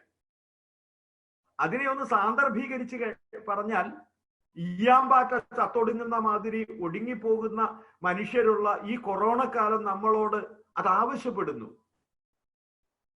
ഇതൊരു വൈരുദ്ധ്യത്തിന്റെ കാലഘട്ടമാണ്. മനുഷ്യൻ മാത്രം സമൂഹജീവിയായിട്ടാണ് ദൈവം സൃഷ്ടിച്ചത്. The most incapable person to creature to survive അത് മനുഷ്യനാണ്. അവന് സംഘം ചേർന്നാലേ നടക്കുകയുള്ളൂ. ഇരപിടിക്കാൻ ജീവിക്കണമെങ്കിൽ സംഘം ചേരണം. കൊറോണ കത്തിവെച്ചത് സംഘം ചേരലിന്റെ കടക്കലാണ്. അതുകൊണ്ട് ഈ യാതനയുടെ ഉള്ളില് നമുക്ക് മനുഷ്യമഹത്വത്തെ കുറിച്ച് ചിന്തിക്കണമെന്നുണ്ടെങ്കിൽ ക്രിസ്തു എന്ന മാധ്യമത്തിലൂടെ വേണം. മനുഷ്യന്റെ മഹത്വത്തെ കുറിച്ച് മനസ്സിലാക്കണം മനുഷ്യൻ, നമ്മൾ ഓരോരുത്തരും. കാരണം സഭാത്മകമായി ചിന്തിക്കുമ്പോൾ അദ്ദേഹം റദബ്ദോറസ് ഹോമിനിസിന്റെ ഒരു മുദ്രാവാക്യം തന്നെ ഉയർത്തിപ്പിടിക്കുന്ന ഒരു മുദ്രാവാക്യത്തെ അവിടെ പറയുന്നുണ്ട്. ഓരോ മനുഷ്യനും സഭയുടെ മാർഗമാണ്. ഓരോ മനുഷ്യനോടൊപ്പം സഞ്ചരിക്കാൻ വേണ്ടിയാണ് സഭ നിർബന്ധിക്കപ്പെടുന്നത്, വിളിക്കപ്പെടുന്നത്. സഭ അതിന് മാർഗം കണ്ടെത്തണം. മനുഷ്യന്റെ യാതനകൾക്കുള്ളിലേക്ക് സഞ്ചരിച്ച് മനുഷ്യനോട് പറയണം അവന്റെ വില എന്താണെന്നും ഈ യാതനകൾ കടന്നു പോകുന്നതാണെന്നും ഈ യാതനകൾക്കപ്പുറത്ത് അവനൊരു വിലയുണ്ടെന്നും അവൻ കശക്കപ്പെടാനുള്ളവനല്ലെന്നും അവനോട് പറയണം സഭ. എന്തെന്നാൽ പിതാവിനെയും അവിടുത്തെ സ്നേഹത്തെയും വെളിപ്പെടുത്താൻ ക്രിസ്തു ഒരു മാർഗം കണ്ടെത്തി. ക്രിസ്തുവിനൊരു മാർഗം ഉണ്ടായിരുന്നു. സഭ ക്രിസ്തുവിൽ മനുഷ്യനോടൊപ്പം സഞ്ചരിച്ചില്ലെങ്കിൽ ക്രിസ്തുവിന്റെ മാർഗത്തെ വെളിപ്പെടുത്തുന്നില്ല. അത് അതിൽ തന്നെ ഫലദായകമല്ലാതെ വരിക അതിന്റെ എക്സിസ്റ്റൻസ് അല്ല. നേരെ തിരിച്ച് അത് പിതാവിലേക്കും അവിടുത്തെ സ്നേഹത്തിലേക്കും അടുപ്പിക്കുമ്പോൾ മൗതിക ശരീരം എന്ന നിലയിൽ ക്രിസ്തുവിന്റെ തുടർച്ചയായി വരികയാണ്. ഈ മൗതിക ശരീരമായിരിക്കുന്ന ക്രിസ്തുവിന്റെ സഭ എപ്പോഴും യേശു പറഞ്ഞ പിതാവ് നമുക്ക് തരുന്ന അനന്യമായ മഹത്വത്തെക്കുറിച്ച് കാലവൽക്കരിച്ച് സംസാരിക്കണം, സാന്ദർഭീകരിച്ച് സംസാരിക്കണം. ലോകത്തിന്റെ ഓരോ ക്ലിഷ്ടതയിലും സഭ മനുഷ്യന്റെ മഹത്വത്തെക്കുറിച്ച് സംസാരിക്കണം. അതായത് സഭയുടെ ദൗത്യം, വളരെ പ്രധാനമായ ഒരു സ്റ്റേറ്റ്മെന്റ് അദ്ദേഹം പറയുന്നുണ്ട്. സഭയുടെ ദൗത്യം എത്രമേൽ മനുഷ്യ കേന്ദ്രീകൃതവും മനുഷ്യശാസ്ത്ര സംബന്ധവുമാകുന്നുവോ, ആന്ത്രോപോസെൻട്രിക്, നരവംശാസ്ത്രപരമെന്നോ അല്ലെങ്കിൽ പരമാകുന്നുവോ, ആന്ത്രോപോസെൻട്രിക് ആകുന്നുവോ, അത്രമേൽ അത് ദൈവ കേന്ദ്രീകൃതമായി സ്ഥിരീകരിക്കപ്പെടണം. മനുഷ്യന്റെ പ്രശ്നങ്ങൾ മുഴുവൻ മനുഷ്യ കേന്ദ്രീകൃതമായി കഴിയാൻ നിരാശയും ദുഃഖവും വേദനയും കലഹവും അല്ലാതെ മറ്റൊന്നും ഉണ്ടാകാൻ പോകുന്നില്ല. മനുഷ്യനെ മനസ്സിലാക്കാൻ മനുഷ്യ കേന്ദ്രീകൃതമായ ഒരു ആശയത്തിനും ഒന്നിനും സാധ്യമല്ല. അതുകൊണ്ടാണ് നെടുനീള കീറി പരാജയപ്പെട്ടു പോയ ആശയ സംഹിതകൾ ഈ ലോകത്തിൽ ഉണ്ടായത്. ഇപ്പൊ നമുക്ക് കാര്യങ്ങൾ മനസ്സിലാകുന്നുണ്ട്. മനുഷ്യനെ വെറും മനുഷ്യനായി, അതായത് ഈ ഭൂമിയിലെ അനേക ജീവജാലങ്ങളിൽ ഒന്നായി കാണുകയും അവന്റെ ശ്രേഷ്ഠത അവനായിരിക്കുക എന്നുള്ള ആ സാമൂഹിക ജീവിതത്തിന് അപ്പുറത്തേക്ക് കൊടുക്കാതിരിക്കുകയും ചെയ്ത ഏതൊന്നും മനുഷ്യന്റെ പ്രശ്നങ്ങൾക്കകത്ത് ആടി ഉലഞ്ഞിട്ടുണ്ട്. അതിന് മനുഷ്യനോടൊപ്പം നിൽക്കാൻ കഴിഞ്ഞിട്ടില്ല. അതുകൊണ്ട് തന്നെ മാർപ്പാപ്പ ഉറപ്പിച്ചു പറയുന്ന ഒരു കാര്യമുണ്ട്. എത്രമേൽ സഭയുടെ ദൗത്യം മനുഷ്യ കേന്ദ്രീകൃതവും മനുഷ്യ കേന്ദ്രീകൃതവും മനുഷ്യശാസ്ത്രപരമാകുന്നുവോ അതും സഭയുടെ ഒരു ദൗത്യമാണ്. അത്രമേൽ പക്ഷേ അതിനെ കോമ്പൻസേറ്റ് ചെയ്യാൻ പാകത്തിന് ദൈവ കേന്ദ്രീകൃതമായി സ്ഥിരീകരിക്കപ്പെടണം. തിയോസെൻട്രിക് ആയിട്ട് അത് അഫേം ചെയ്യപ്പെടണം. എന്തുകൊണ്ടാണ് എത്രമേൽ മനുഷ്യ കേന്ദ്രീകൃതമായിക്കൊള്ളട്ടെ, അത്രമേലോ അതിനേക്കാൾ ഉപരിയായിട്ടോ സ്ഥായിയായി ഇത് ദൈവ കേന്ദ്രീകൃതമാണ്. മനുഷ്യന്റെ മഹത്വം, അവന്റെ പ്രശ്നങ്ങളുടെ പരിഹാരവും ദൈവ കേന്ദ്രീകൃതമാണ്. അതായത് മനുഷ്യന്റെ എല്ലാ പ്രശ്നങ്ങൾക്കും അഥവാ മനുഷ്യന്റെ മഹത്വത്തെ കണ്ടുപിടിക്കണമെങ്കിൽ യേശു ക്രിസ്തുവിൽ പിതാവിലേക്ക് തിരിഞ്ഞിരിക്കണം. ഈ ഒരു തിരിച്ചിൽ ഇല്ലാത്ത പക്ഷം ഒരു വേള നമുക്ക് പുതിയ ആശയ സംഹിതകളൊക്കെ ഉണ്ടാക്കാൻ പറ്റിയേക്കാം. നല്ല മനുഷ്യരെ വാർത്തെടുക്കാനുള്ള പ്രസ്ഥാനങ്ങൾ നമുക്ക് ഉണ്ടാക്കാൻ പറ്റും. പക്ഷെ അത് യേശു ക്രിസ്തുവിൽ പിതാവിലേക്കുള്ള തിരിച്ചിലാവുന്നില്ല. വിദ്യാഭ്യാസപരമായി നമുക്ക് മുന്നേറ്റം ഉണ്ടാക്കാൻ കഴിയും. ഒന്നും മോശമെന്നല്ല പറയുന്നത്, നന്മകളാണ്, അതൊക്കെ നന്മകളാണ്. പക്ഷെ അത് ആത്യന്തിക നന്മയിലേക്ക് നയിക്കുന്ന നന്മകളായിരിക്കണം. അല്ലെങ്കിൽ നന്മയുടെ തുരുത്തിനകത്ത് പെട്ടുപോകും നമ്മൾ. ചില നന്മകൾ, പരിസ്ഥിതിയെ സംരക്ഷിക്കുന്നത് നല്ല കാര്യമാണ്, പക്ഷെ ആത്യന്തികമായി അത് ക്രിസ്തുവിൽ പിതാവിലേക്ക് തിരിഞ്ഞിരിക്കണം. അത്യുദാത്തമായ ഒരു ഉദാഹരണമല്ല ലൗദാത്തോസി. എങ്ങനെയാണ് ക്രിസ്തുവിൽ പിതാവിലേക്ക് നമ്മുടെ പൊതുഭവനത്തെ സംബന്ധിക്കുന്ന താല്പര്യം ഉയർന്നു നിൽക്കുന്നത് എന്നുള്ളതിന്റെ ഒന്നാന്തരം ഒരു മാർഗനിർദ്ദേശമാണ് ഫ്രാൻസിസ് പാപ്പായുടെ അങ്ങേക്ക് സ്തുതി എന്ന ചാക്രിക ലേഖനം. അത് നമുക്ക് പിന്നെടുക്കാം. ഞാൻ പറഞ്ഞത് അപ്രകാരമുള്ള, തീർച്ചയായിട്ടും സഭ പോകുന്നത് ആ ഒരു വേദിയിലാണ്, പക്ഷെ അങ്ങനെ അല്ലാതെ പോയിട്ടുള്ളത് ഉണ്ട്. ഒരു ഉദാഹരണത്തിന് വിമോചന ദൈവശാസ്ത്രം, മെദലിൻ പ്രമാണരേഖകളിലൂടെ സ്ഥായിയായ ഏകദേശം ഒരു ഒന്ന് അരക്കിട്ടുറപ്പിച്ച ഒന്നാണ് വിമോചന ദൈവശാസ്ത്രം. സാമൂഹികമായ അസമത്വങ്ങൾക്കാണ് അവിടെ ഊന്നൽ കൊടുത്തത്. പാപത്തിന് പുതിയ നിർവചനമുണ്ടായി. ഉൽപാദന സമാഹരണ വിതരണ സമ്പ്രദായത്തിലെ അസന്തുലിതാവസ്ഥയാണ് സാമൂഹിക പാപം എന്ന് വളരെ കൃത്യമായി വ്യവച്ഛേദിക്കപ്പെട്ടു. പക്ഷേ പിതാവിലേക്കുള്ള പുത്രനിലൂടെയുള്ള വഴിയായിരുന്നില്ല, അതൊരു നന്മയായിരുന്നു, ആപേക്ഷിക നന്മയാണ്, റിലേറ്റീവ് ഗുഡ്നസ് ആയിരുന്നു. ആത്യന്തിക നന്മയായ അബ്സല്യൂട്ട് ഗുഡ്നസിലേക്ക് മനുഷ്യന്റെ ഭാഗധേയം എന്തായിരിക്കുന്നുവോ ആ മഹത്വത്തിലേക്ക് അവനെ നയിച്ചില്ല. അതുകൊണ്ട് എന്തായി, ഇവയൊക്കെ കാലക്രമേണ വരണ്ടുണങ്ങിപ്പോയ എന്താ പറയുക, ഈ സീസണൽ പ്ലാന്റ്സ് ആയിപ്പോയി.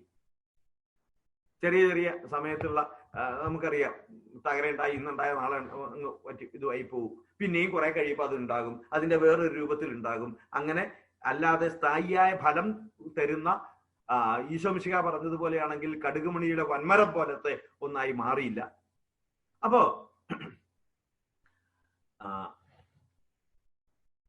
ഇനി അദ്ദേഹം പറയുന്നത് രണ്ടാം വത്തിക്കാൻ സുനഹദോസം അതിന്റെ പശ്ചാത്തലത്തിൽ നിന്നുകൊണ്ടാണ് അദ്ദേഹം സംസാരിക്കുന്നത്. ഇപ്പൊ ഞാൻ ഈ പറഞ്ഞിടത്തോളം നിങ്ങൾക്ക് മനസ്സിലായി എന്ന് ഞാൻ വിചാരിക്കുന്നു. അതിതാണ്, മനുഷ്യന്റെ മഹത്വത്തെ നമുക്ക് മനസ്സിലാക്കണമെങ്കിൽ അത് പിതാവിന്റെ കാരുണ്യം മൂലം, യേശുവിലൂടെയാണ് നാം മനസ്സിലാക്കുക. പിതാവിന്റെ കാരുണ്യം നമ്മോട് സംസാരിക്കുന്ന യേശുവിലൂടെ മാത്രമേ മനുഷ്യന്റെ മഹത്വത്തെ കുറിച്ച് നമുക്ക് സംസാരിക്കാൻ പറ്റുകയുള്ളൂ, നമുക്ക് മനസ്സിലാക്കാൻ പറ്റുകയുള്ളൂ. ഈ ലോകത്തിലെ സകല പ്രശ്നങ്ങൾക്കും അപ്പുറത്തേക്ക് മനുഷ്യന്റെ മഹത്വത്തെ മനസ്സിലാക്കായികയാണ് യഥാർത്ഥത്തിലുള്ള പ്രശ്നം. ഇതാദ്യം നമുക്ക് ഒരിത്തിരി ക്ലിഷ്ടത തോന്നുന്നതിന്റെ കാരണം, ഇനി അങ്ങോട്ടാണ് ഞാൻ ഏറ്റവും ആദ്യം ഏതോ ഒരു പ്രബോധനം എടുത്തപ്പോ ജോസൂട്ടി പറഞ്ഞൊരു കാര്യം ഞാൻ ഓർക്കുന്നു. വളരെ ഒരു പസിൽ, ജിഗോ പസിലൊക്കെ നമ്മൾ ഇങ്ങനെ വെക്കുന്ന മാതിരി എന്താ ക്രോസ് വേർഡ് ഒക്കെ ചെയ്യുന്ന മാതിരി ആദ്യം ഒരു അന്തോ കുന്തോ കിട്ടുകയില്ല. പക്ഷെ പെട്ടെന്ന് നമുക്കൊരു കീ കിട്ടിക്കഴിയുമ്പോൾ അതിമനോഹരമായിട്ട് അത് നമുക്ക് മനസ്സിലാകും എന്ന് പറഞ്ഞതുപോലെ ഇപ്പോഴുള്ള ഈ ക്ലിഷ്ടത ഇനി അങ്ങോട്ട് വരുന്നത് തോറും നമുക്ക് വ്യക്തമായി വരും. ഇനി വരുന്നതിന്റെ ഒരു ഗ്രൗണ്ട് വർക്കാണ് മാർപ്പാപ്പ ചെയ്യുന്നത്. അത് ഏകദേശം എല്ലാ ചാക്രിക ലേഖനങ്ങളുടെ അല്ലെ പ്രബോധനങ്ങളുടെ ഒരു കൂടപ്പുറപ്പ്. ആദ്യത്തെ ഭാഗത്ത് നമുക്ക് വരാൻ പോകുന്നതിന്റെ ഒരു ഒരു മുൻ ധാരണയായതുകൊണ്ട് അത്രയേറെ കൃത്യമായി നമുക്ക് അത് ഫോളോ ചെയ്യണമെന്നില്ല. അതുകൊണ്ട് ക്ഷമിക്കുക, നമ്മൾ ശ്രദ്ധിച്ചിരുന്നാൽ നമുക്ക് മനസ്സിലാകും, ഉറപ്പ്. ഇല്ലെങ്കിൽ അതെന്റെ ഉറപ്പാണ്. ഞാൻ നിങ്ങൾ ചോദിച്ചാൽ രണ്ടാമത് വീണ്ടും പറയാം. അപ്പോ രണ്ടാം വത്തിക്കാൻ സുനഹദോസിന്റെ പശ്ചാത്തലത്തിലാണ് അദ്ദേഹം സംസാരിക്കുന്നത്. രണ്ടാം വത്തിക്കാൻ സുനഹദോസിന് ഒരു പ്രത്യേകതയുണ്ട്.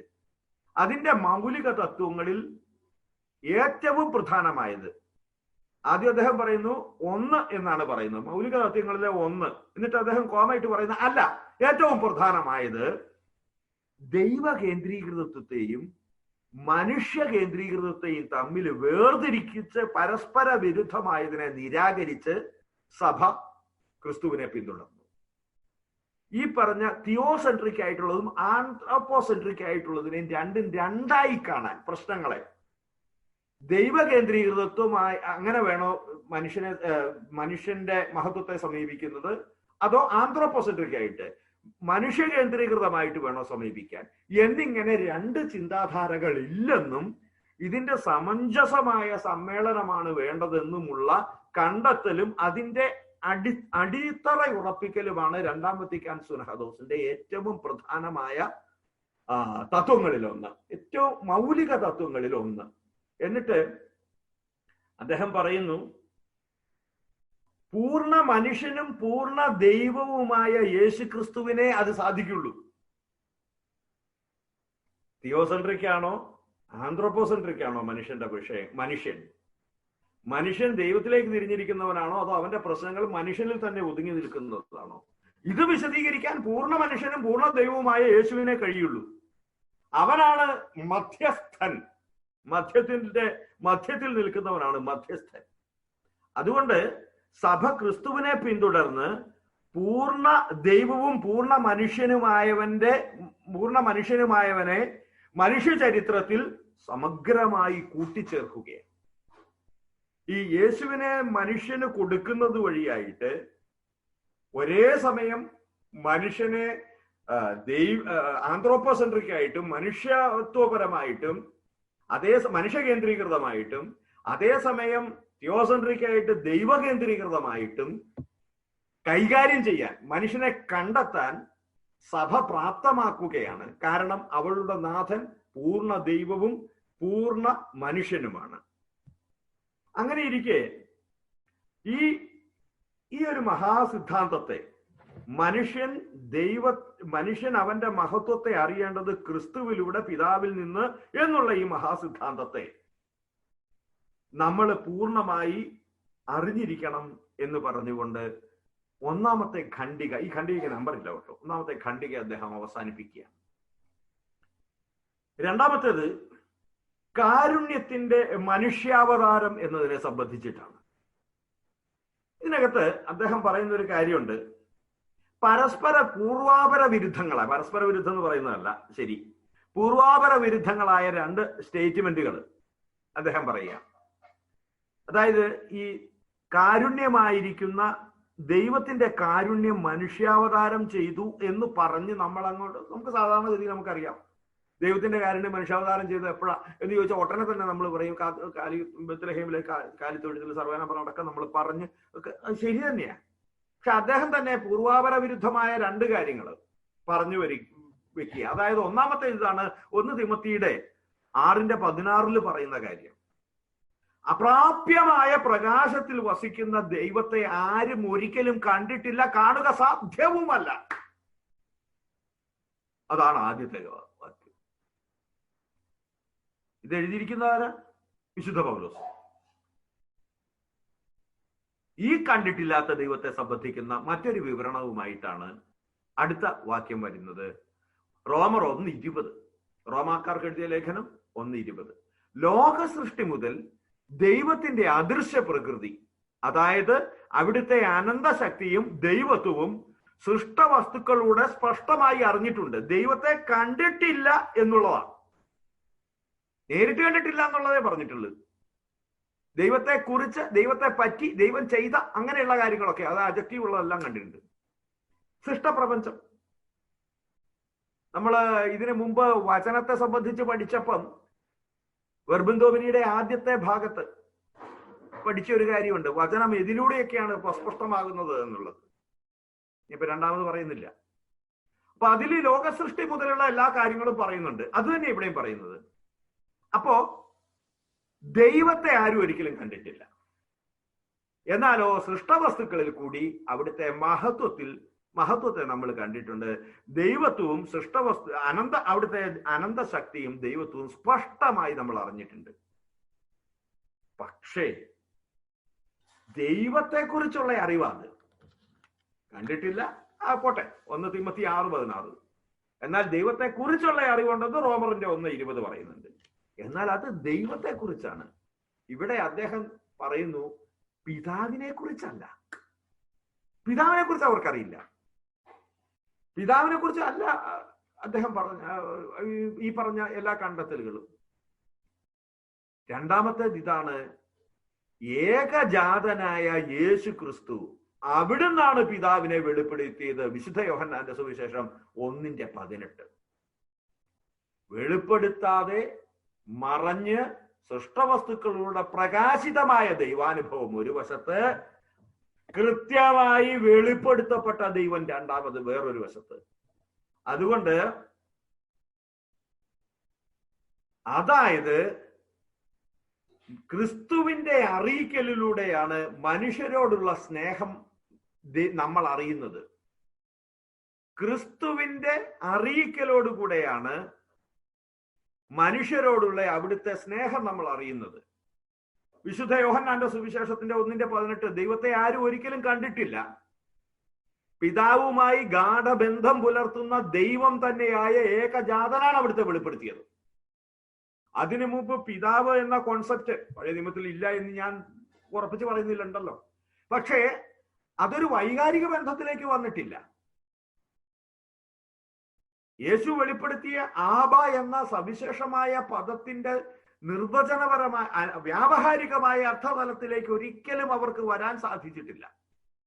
അത് ക്രിസ്തു വെളിപ്പെടുത്തിയപ്പോഴാണ് ഉണ്ടായത്.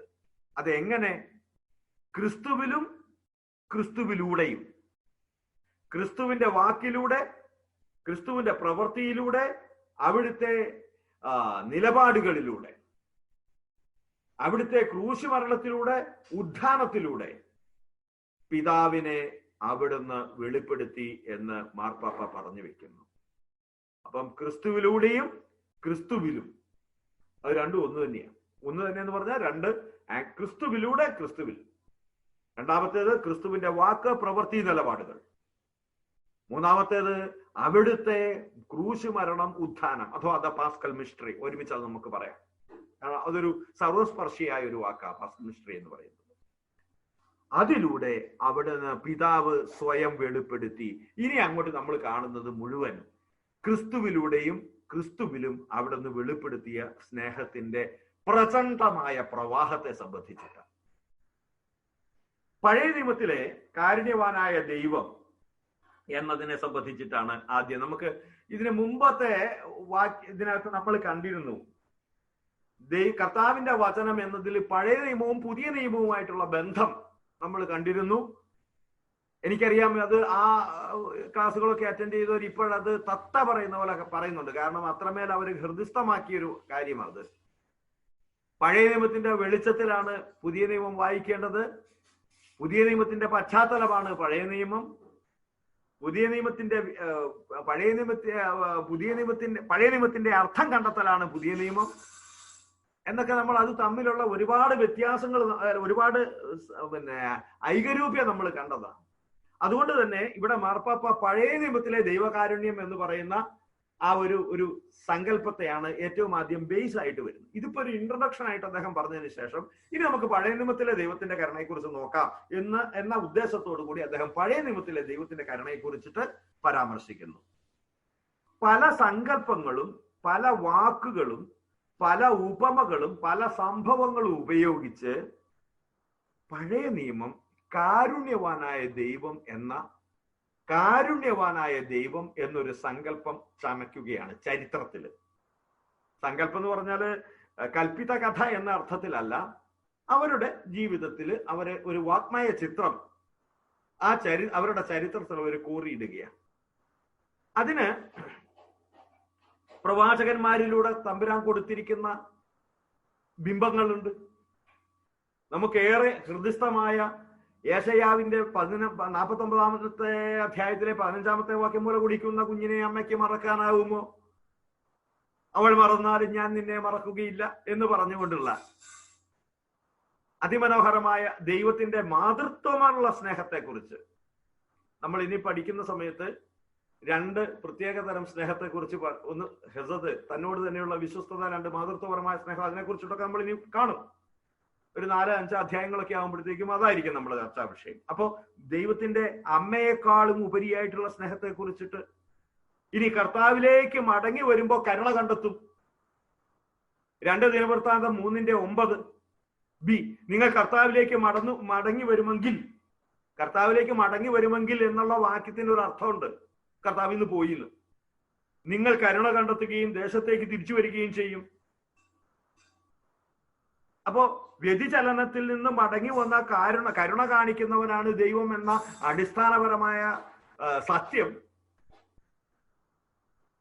ദൈവത്തിന്റെ തണലിൽ നിന്ന് പോയാൽ വെയിൽ കൊള്ളും എന്ന സാധാരണ പരമമായ സത്യം നിങ്ങൾക്കറിയാം. വെയിൽ കൊള്ളണമെങ്കിൽ, വെയിൽ കൊള്ളാതിരിക്കണമെങ്കിൽ മരത്തിന്റെ തണലിലായിരിക്കണം. തണലിൽ നിന്ന് പുറത്തു പോയി കഴിഞ്ഞാൽ അക്കാരണത്താൽ തന്നെ വരുള്ളൂ. ഒരു വിധത്ത് പറഞ്ഞാൽ അത്രമേൽ സരളമാണ് ഇസ്രായേലിന്റെ ചരിത്രം. അവർ പുറത്തു പോയി, അപ്പൊക്കെ വെയിൽ വിട്ടു, അപ്പൊക്കെ തിരിച്ചു വന്നു.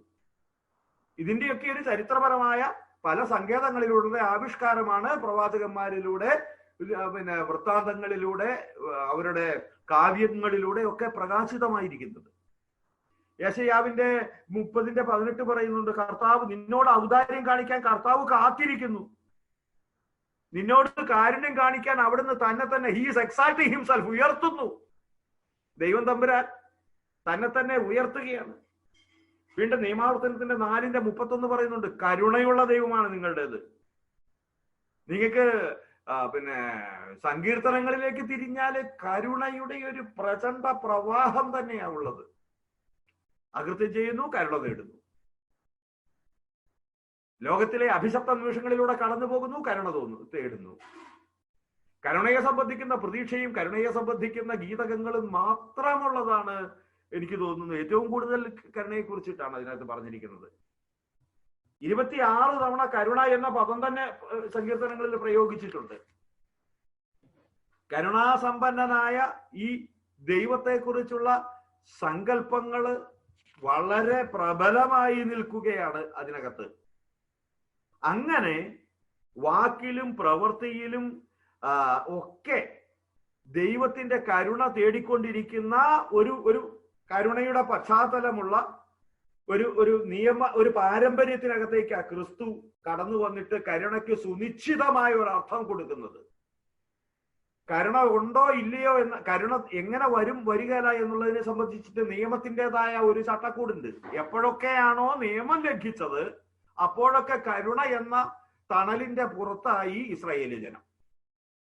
നേരെ തിരിച്ച് എപ്പോഴൊക്കെ തിരിച്ചു വന്നുവോ അപ്പോഴൊക്കെ അവർ കരുണയെ അനുഭവിക്കുകയും ചെയ്തു. ഇത്തരത്തിലുള്ള ഒരു സാമൂഹിക, സാമുദായിക, മതപര, തത്വചിന്താപരമായ പശ്ചാത്തലത്തിൽ നിന്നുകൊണ്ടാണ് ക്രിസ്തു ദൈവത്തിന്റെ പ്രകൃതിയെ കരുണ എന്താണെന്ന് വിവക്ഷിക്കുന്നത്. ക്രിസ്തു ദൈവത്തിന്റെ കരുണ എന്താണെന്ന് കാണിച്ചു കൊടുക്കുകയല്ല ചെയ്തത്. അതിന് ക്രിസ്തു വാക്കൊന്നും ഉപയോഗിച്ചില്ല. ക്രിസ്തുവാണ് ദൈവത്തിന്റെ കരുണ. അവന്റെ വാക്കും നോക്കും പ്രവൃത്തിയും അവന്റെ അസ്തിത്വമായിരുന്നു ദൈവത്തിന്റെ കരുണ. അതുകൊണ്ടാണ് ധൈര്യപൂർവം അവിടുന്ന് പറഞ്ഞത്, എന്നെ കാണുന്നവൻ പിതാവിനെ കാണുന്നു. അത്രേ ഉള്ളൂ. ക്രിസ്തു ദൈവത്തിന്റെ കരുണയെ സംബന്ധിച്ച് വാതോരാതെ പ്രസംഗിച്ചില്ല, കാണിച്ചില്ല, ഒന്നും പറഞ്ഞില്ല.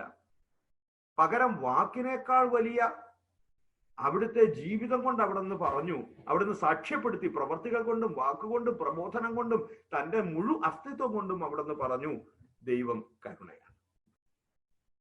അതുകൊണ്ട് മാർപ്പാപ്പ ഇവിടെ ഉപസംഹരിക്കുന്നത് ഇതാണ്: കരുണയിൽ സമ്പന്നനായ പിതാവിന്റെ കാരുണ്യത്തിന്റെ ദൃശ്യരൂപമാണ് യേശു.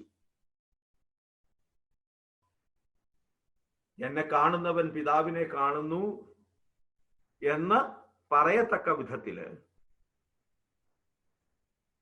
അത്രമേൽ ദൈവത്തിന്റെ കരുണ ഘനീഭവിച്ചതായിരുന്നു യേശു. ഇനി അടുത്തതായിട്ട് അദ്ദേഹം ഒരു സബ് ടോപ്പിക് അല്ലെങ്കിലും, ഒരു സബ് ടോപ്പിക് അല്ല, ഉപശീർഷകമല്ല എങ്കിൽ പോലും ഈ കാലഘട്ടത്തിലെ കരുണ എന്ന വിഷയത്തെ കുറിച്ചിട്ടാണ് ഇനി അദ്ദേഹം പരാമർശിക്കുന്നത്. നമ്മുടെ ഈ കാലഘട്ടത്തിൽ മനുഷ്യൻ കരുണയെ ഒഴിവാക്കുന്നുവോ എന്ന സംശയവുമായിട്ടാണ് പ്രധാനാചാര്യ രംഗപ്രവേശം ചെയ്യുന്നത്. നമ്മൾ കരുണയെയും അതിൻ്റെ ആവശ്യത്തെയും നിരാകരിക്കുകയും കരുണയുടെ ഉറവക്കണ്ണുകളെ അടച്ചു കളയുകയും ചെയ്യുന്നു. ഏറെ സാർത്ഥകമാണിത്. നിങ്ങൾക്ക് മനുഷ്യനെ സംബന്ധിക്കുന്ന ഏതൊരു പ്രശ്നത്തിന്റെ പശ്ചാത്തലത്തിലും ഈ ചോദ്യം വളരെ പ്രസക്തമായി അനുഭവപ്പെടുമെന്നുള്ളത് എനിക്ക് ഉറപ്പുണ്ട്. മനുഷ്യൻ കോമ്പിറ്റൻസിയുടെ കാലഘട്ടത്തിലാണ്, അവന്റെ കഴിവിന്റെ കാലഘട്ടത്തിലാണ്, കരുണയുടെ കാലഘട്ടത്തിലല്ല. അവൻ യോഗ്യനും കഴിവുറ്റവനുമാണെങ്കിൽ അവൻ ആക്സെപ്റ്റഡ്, അല്ലാത്തവൻ പോവുക.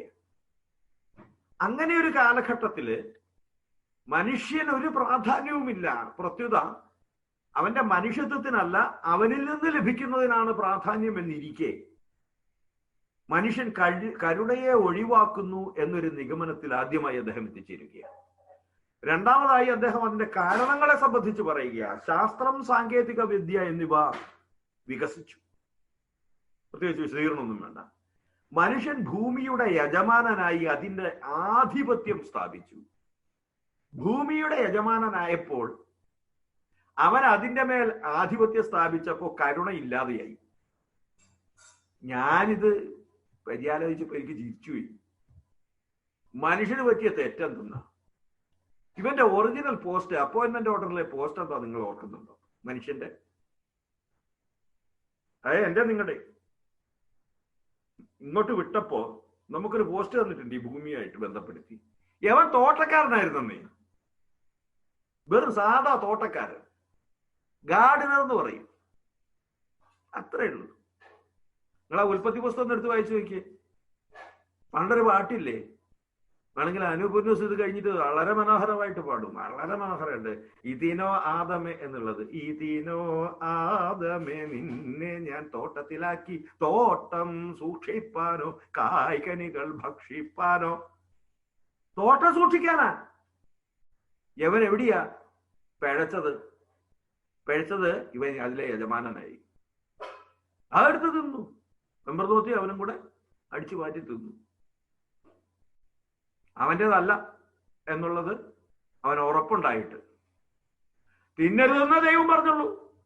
പക്ഷെ അവനത് പിശാചിനോട് പറഞ്ഞപ്പോ തിന്നുകയോ തൊട്ടുക്ക പോലും അരുത് എന്ന് പറഞ്ഞിട്ടുണ്ടെന്നാ പറഞ്ഞത്. അങ്ങനെയാണ് ഈ അതിശയോക്തിപരമായ പ്രസ്താവന ഏറ്റവും ആദ്യം നമ്മൾ കാണുന്നത് സുവിശേഷത്തിൽ. ആദത്തിന്റെ അവരുടെ നിലപാടാ, സ്ത്രീയുടെ നിലപാടാ, തൊട്ടുക്ക പോലും ചെയ്യരുതെന്ന്. എന്നിട്ടെന്തായി? തൊട്ടു. അഥവാ യജമാനത്വം അവന് ഭൂമിമേലുണ്ട് എന്ന വ്യർത്ഥമായ തോന്നലിൽ അവനായി. അത് തന്നെ അടിസ്ഥാനപരമായി ഇന്നുള്ള പാപമെന്ന് ചുരുക്കം. ഈ കാലഘട്ടത്തിൽ മനുഷ്യന് വിലയില്ലാതായിരിക്കുന്നത് ഞാൻ ഇതിന്റെ യജമാനനാണെന്നുള്ള ഒരു തോന്നലില്ല. ഞാൻ ഇതിന്റെ യജമാനനാണെന്നുള്ള തോന്നലില്ല. ഇതിന്റെ അപ്പുറത്തേക്ക് ഒന്നുമില്ല എന്നുള്ള തോന്നലില്ല ഈ യജമാനത്വം വരുന്നത്. കണ്ടോ, ഇത് തമ്മിൽ പരസ്പരം ബന്ധപ്പെട്ടിരിക്കുകയാണ്. ഇങ്ങനെ ഈ യജമാനത്വം വന്നു കഴിഞ്ഞാൽ പിന്നെ നിങ്ങളെല്ലാവരും എനിക്ക് എതിരാളിയാകും. നിങ്ങളെല്ലാവരും എനിക്ക് എതിരാളിയാകും. അതുകൊണ്ട് തന്നെ ഞാൻ ഏകപക്ഷീയമായിരിക്കും. എന്റെ എന്ന് പറയുന്ന സംഗതി അത് ചിലപ്പോൾ കോർപ്പറേറ്റ് ആയിരിക്കാം, ചിലപ്പോൾ ഇൻഡിവിജ്വൽ ആയിരിക്കാം, ചിലപ്പോൾ രാഷ്ട്രമായിരിക്കാം, ചിലപ്പോൾ മതമായിരിക്കാം, ചിലപ്പോൾ സമുദായമായിരിക്കാം. എന്റെ എന്ന് പറയുന്ന ആ എൻറ്റൈറ്റി അത് വളരെ ഏകപക്ഷീയമായ രീതിയിൽ മാത്രം ഈ ലോകത്തെ വീക്ഷിക്കുന്നു. അതെന്റേതാണ്. ഒരു രാഷ്ട്രം പറയുന്നു ബാക്കിയെല്ലാം എന്റേതാ, ഇത് ബാക്കിയൊക്കെ പോട്ടെ എന്റേതാണ്. ഞാൻ പറയുന്നു ഇവരൊക്കെ എല്ലാവരും പോട്ടെ, ഞാനും എന്റെ ഭാര്യയും തട്ടാൻ വേണമല്ലോ. കാരണം എന്താ വെച്ചാൽ ഇടയ്ക്കിടയ്ക്ക് പണ്ടുണ്ടാക്കാൻ വേണ്ടിയാണ്. അപ്പൊ ഇതിനെ തന്നെ ഭാര്യ പറയും ബാക്കിയെല്ലാം പോട്ടെ, ഞാൻ മാത്രം മതി. അയാൾ വേണേ കൊറോണ പിടിച്ചോടെ എങ്ങനെയെങ്കിലും പോയിക്കോട്ടെ, ഞാനിവിടെ ഉണ്ടാവുമല്ലോ. ഇതായത് മനുഷ്യന് ഈ ആധിപത്യം എന്ന് പറയുന്നത് ലഭിച്ചു കഴിയുമ്പോൾ അവൻ പെട്ടെന്ന് മനസ്സിലാക്കുന്നത് അവന്റെ പോസ്റ്റ് മുതലാളിയുടെ ആണെന്നാണ്. ശരിക്കുള്ള തോട്ടക്കാരന്റെ എന്നുള്ള ആ ഒറിജിനൽ പോസ്റ്റിലേക്ക് അവൻ പോവില്ല. അപ്പൊ ഏകപക്ഷീയമായ ഉപരിപ്ലവമായ രീതിയിൽ മനസ്സിലാക്കപ്പെടുകയാണ് ഈ ആധിപത്യം എന്ന് പറയുന്നത്, വളരെ സൂപ്പർഫിഷ്യലായിട്ട്. അതിന്റെ ആധിപത്യം എന്ന് പറഞ്ഞാൽ അവൻ അതിനുള്ള അധികാരമൊന്നുമില്ല. അവൻ അത് മൊത്തം പരിപാലിക്കാനുള്ള അധികാരമേ ഉള്ളൂ. എന്തായാലും ബന്ധങ്ങൾ പരിപാലിക്കാനുള്ള അധികാരമേ ഉള്ളൂ, വ്യക്തിയെ പരിപാലിക്കാനുള്ള അധികാരമേ ഉള്ളൂ. ഒരാളെയും എനിക്ക് ഞെക്കിപ്പിടിയാൻ അധികാരമില്ല. അത് സ്നേഹമല്ല. ആധിപത്യം പുലർത്തുന്നത് സ്നേഹമല്ല. വ്യക്തിബന്ധങ്ങളിലാണെങ്കിലും സമൂഹ ബന്ധങ്ങളിലാണെങ്കിലും കുടുംബ ബന്ധത്തിലാണെങ്കിലും ഞെക്കിപ്പിടിയുന്നതിന്റെ പേരല്ല സ്നേഹം എന്ന് പറയുന്നത്. അപ്പൊ ആധിപത്യം വളരെയേറെ തെറ്റിദ്ധരിക്കപ്പെട്ടിരിക്കുക, എനിക്ക് എത്രത്തോളം പോകാമെന്നുള്ളത്. അതുകൊണ്ട് തന്നെ അതിന് കാരുണ്യത്തിന് ഒട്ടും സ്ഥാനമില്ല. ആധിപത്യം ഉള്ളിടത്ത് അധീശത്വം മാത്രമേ ഉള്ളൂ. ഞാനാണ് അവിടെ വലുത്, നീ നശിക്കാനുള്ളതാണ്, നിന്റെ ഒന്നിനെയും ഞാൻ കരുതുന്നില്ല. നിന്നെ ഒരു വ്യക്തിയായിട്ട്, ഒരു പ്രസ്ഥാനമായിട്ട്, ഒരു രാജ്യമായിട്ട്, ഒരു കുടുംബമായിട്ട്, ഒരു ബന്ധമായിട്ട് ഞാൻ കരുതുന്നില്ല. അതിന്റെ പേരാണ് ഏറ്റവും കൂടുതൽ തെറ്റിദ്ധരിക്കപ്പെടുന്ന മനുഷ്യന്റെ അധികാരം എന്ന് പറയുന്നത്. ഈ കാലഘട്ടത്തിൽ മനുഷ്യൻ ഒഴിവാക്കപ്പെടുകയാണ്, ദ്വന്ദ്വാത്മകത്വം പ്രകടമാണ് എന്നാണ് അദ്ദേഹം പറയുന്നത്. ലോകത്തില് ഇങ്ങനത്തെയുള്ള ഒരു ഡ്യുവലിസം പ്രകടമാണ്. സഭ ആധുനിക ലോകത്തിൽ രണ്ടാം വത്തിക്കാൻ കൗൺസിലിന്റെ പ്രമാണ രേഖകളിലെ സഭ ആധുനിക ലോകത്തിന്റെ 9-ാം നമ്പറിനെ അദ്ദേഹം വളരെ വ്യക്തമായി അവിടെ പറയുന്നുണ്ട്.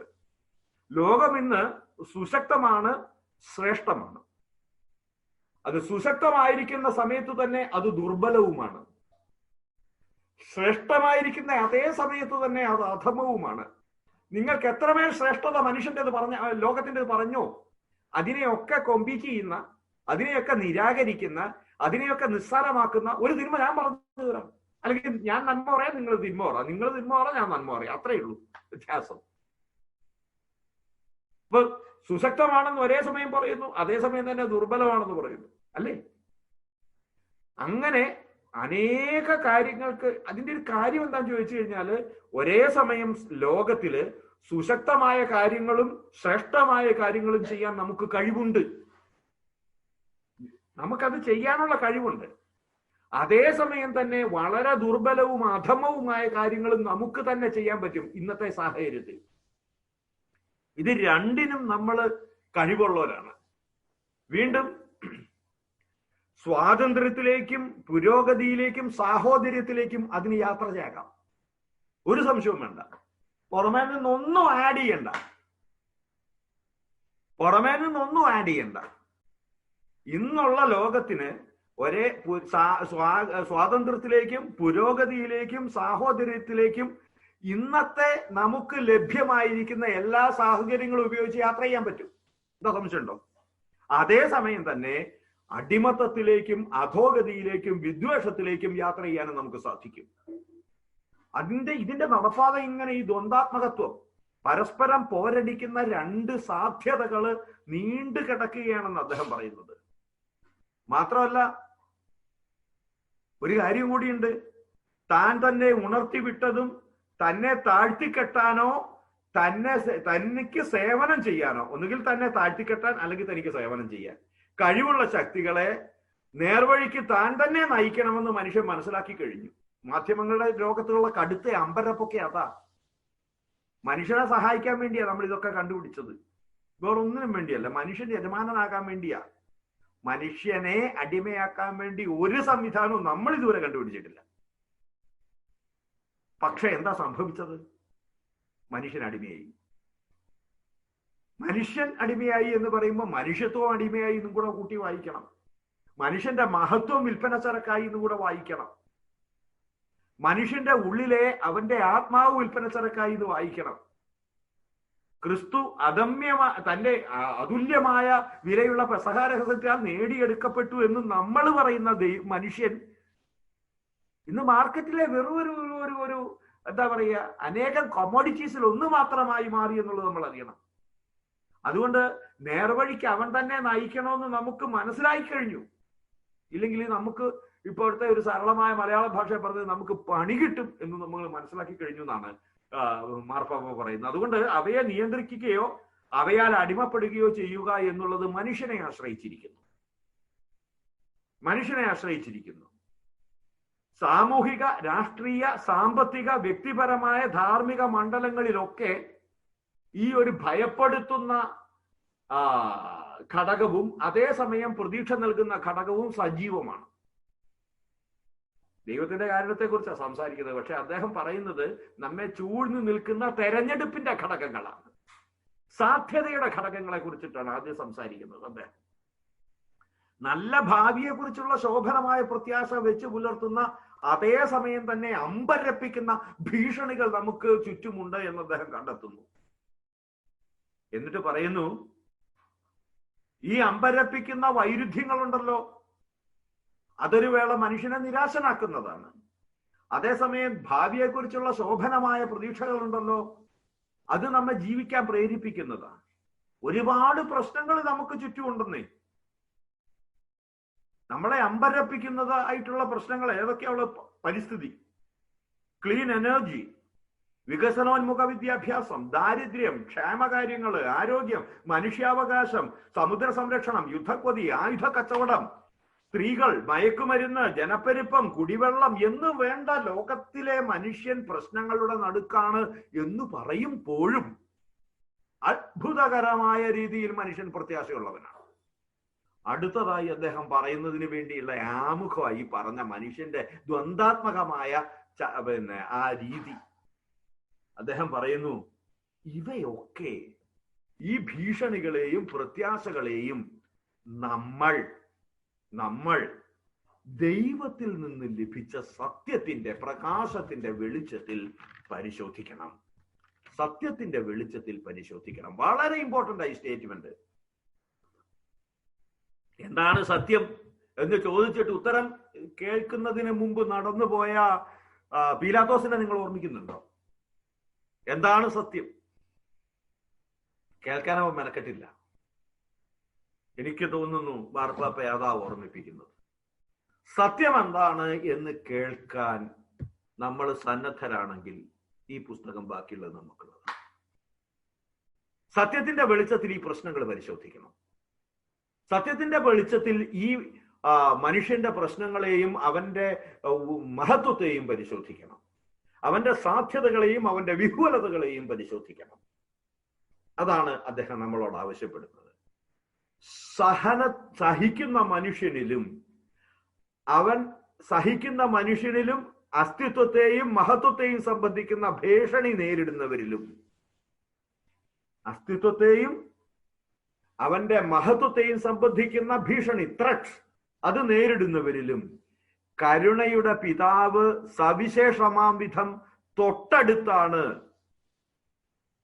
എന്ന്, ക്രിസ്തുവിൽ വെളിവാക്കപ്പെട്ട കരുണയുടെ പിതാവ് തൊട്ടടുത്താണ് എന്ന ബോധ്യം കൊടുക്കാൻ സഭ വിളിക്കപ്പെട്ടവളാണ്.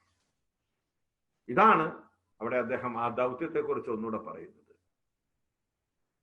അതുകൊണ്ട് ഇന്നിന്റെ സാഹചര്യത്തിൽ സ്വാഭാവികമായി തന്നെ നമ്മൾ ദൈവത്തിന്റെ കരുണയിലേക്ക് തിരിയണമെന്നാണ് അദ്ദേഹം പറയുന്നത്. കാരണം ഭീഷണികൾ അത്രമേലാണ്. മനുഷ്യനെ വിവശനാക്കുന്ന അനേക പ്രശ്നങ്ങളുടെ നടുവിൽ സ്വാഭാവികമായി തന്നെ അവൻ കരുണയിലേക്ക് തിരിയുന്നു എന്നാ പറയുന്നത്. അദ്ദേഹം ആ വാക്ക് ഉപയോഗിക്കുന്നുണ്ട്. സ്വാഭാവികമായി തന്നെ കരുണയിലേക്ക് തിരിയുകയാണ്. വ്യക്തികളും സമൂഹങ്ങളും ക്രിസ്തുവിൽ വെളിപ്പെടുത്തപ്പെട്ട ദൈവത്തിന്റെ കരുണയിലേക്ക് തിരിയുകയാണ്. അതുകൊണ്ട് അദ്ദേഹം ഈ പുസ്തകത്തിന്റെ റെലവൻസിനെ കുറിച്ച് പറയുന്നു. ക്രിസ്തു വെളിപ്പെടുത്തിയ കരുണാസമ്പന്നനായ ദൈവത്തെ ലോക സമക്ഷം അവതരിപ്പിക്കുന്നത് സഭയുടെ കടമയാണ്. അതുകൊണ്ട് ഈ പുസ്തകം ഇപ്പോ അദ്ദേഹം പറഞ്ഞു വെച്ചതിനെ ഒരൊറ്റ വാക്കിൽ പറഞ്ഞാൽ ഇതാണ്: മനുഷ്യന്റെ സഹിതമായ ജീവിത സാഹചര്യങ്ങൾ ഒരു വശത്ത്, അതുല്യമായ അവന്റെ മഹത്വത്തെ മനസ്സിലാക്കാത്ത അവന്റെ ജീവിത സാഹചര്യങ്ങൾ, അതേസമയം അവന് ലഭിച്ചിരിക്കുന്ന പരിമിതമായ സാഹചര്യങ്ങളിലെ അധികാരിയാണ് താൻ എന്ന തെറ്റിദ്ധാരണ മറുവശത്ത്. അതുകൊണ്ട് തന്നെ അവരനോട് കാണിക്കേണ്ടുന്ന, അവരൻ ഇടം കൊടുക്കുന്നതിന്റെ പേരാ കരുണ. ദാക്ഷിണ്യം ഒന്നും അല്ല കേട്ടോ. അവരൻ ഇടം കൊടുക്കുന്നതിന്റെ പേരാ കരുണ. അവരന്റെ ജീവിതത്തിന് എന്റെ ജീവിതത്തിനകത്ത് സ്ഥാനമില്ല എന്ന് പറയുന്ന അധീശത്വ മനോഭാവം മറുവശത്ത്. അങ്ങനെ ഒരുപാട് വിഭജിക്കപ്പെട്ടും ചെതറിക്കപ്പെട്ടും നടക്കുന്നതിനിടയിൽ മനുഷ്യന് സഹജമായ പ്രത്യാശ മറ്റൊരു വശത്ത് മങ്ങിയതെങ്കിലും കെടാതെ നിൽക്കുന്ന സഹജമായ പ്രത്യാശയുടെ രൂപം മറുവശത്ത്. അതുകൊണ്ട് ഈ സാഹചര്യത്തിൽ സ്വാഭാവികമായി തന്നെ നാം കരുണയ്ക്കായി നിലവിളിക്കുന്നു. അതുകൊണ്ട് ഞാൻ കരുണാസമ്പന്നനായ ദൈവത്തെക്കുറിച്ച് സംസാരിക്കാൻ ആഗ്രഹിക്കുന്നു എന്ന് പറഞ്ഞിട്ട് അദ്ദേഹം പറയുന്നു, ഇതൊരു ധ്യാനാത്മക ചിന്തയല്ല. ഞാൻ ഉപയോഗിക്കുന്നത് അഗാധവും അതുല്യവും സനാതനവും ലളിതവുമായ വിശ്വാസത്തിന്റെയും വെളിപാടിന്റെയും ഭാഷയെ ഞാൻ ആശ്രയിക്കുന്നു. ഇതൊരു വെളിപാടിന്റെ ഭാഷയെ ആശ്രയിച്ചുകൊണ്ടാണ്, വിശ്വാസത്തിന്റെ പശ്ചാത്തലത്തിൽ വെളിപാടിനെയാണ് ഞാൻ ഇവിടെ നിങ്ങളുടെ മുമ്പാകെ പറയാൻ പോകുന്നത്. ആ വെളിപാട് ഇതാണ്: ക്രിസ്തുവിൽ വെളിവാക്കപ്പെട്ട ദൈവത്തെ സംബന്ധിക്കുന്നതാണ്. അതിന് അഗാധതയുണ്ട്, അതുല്യതയുണ്ട്, സനാതനത്വമുണ്ട്, അത് വളരെ ലളിതവുമാണ്.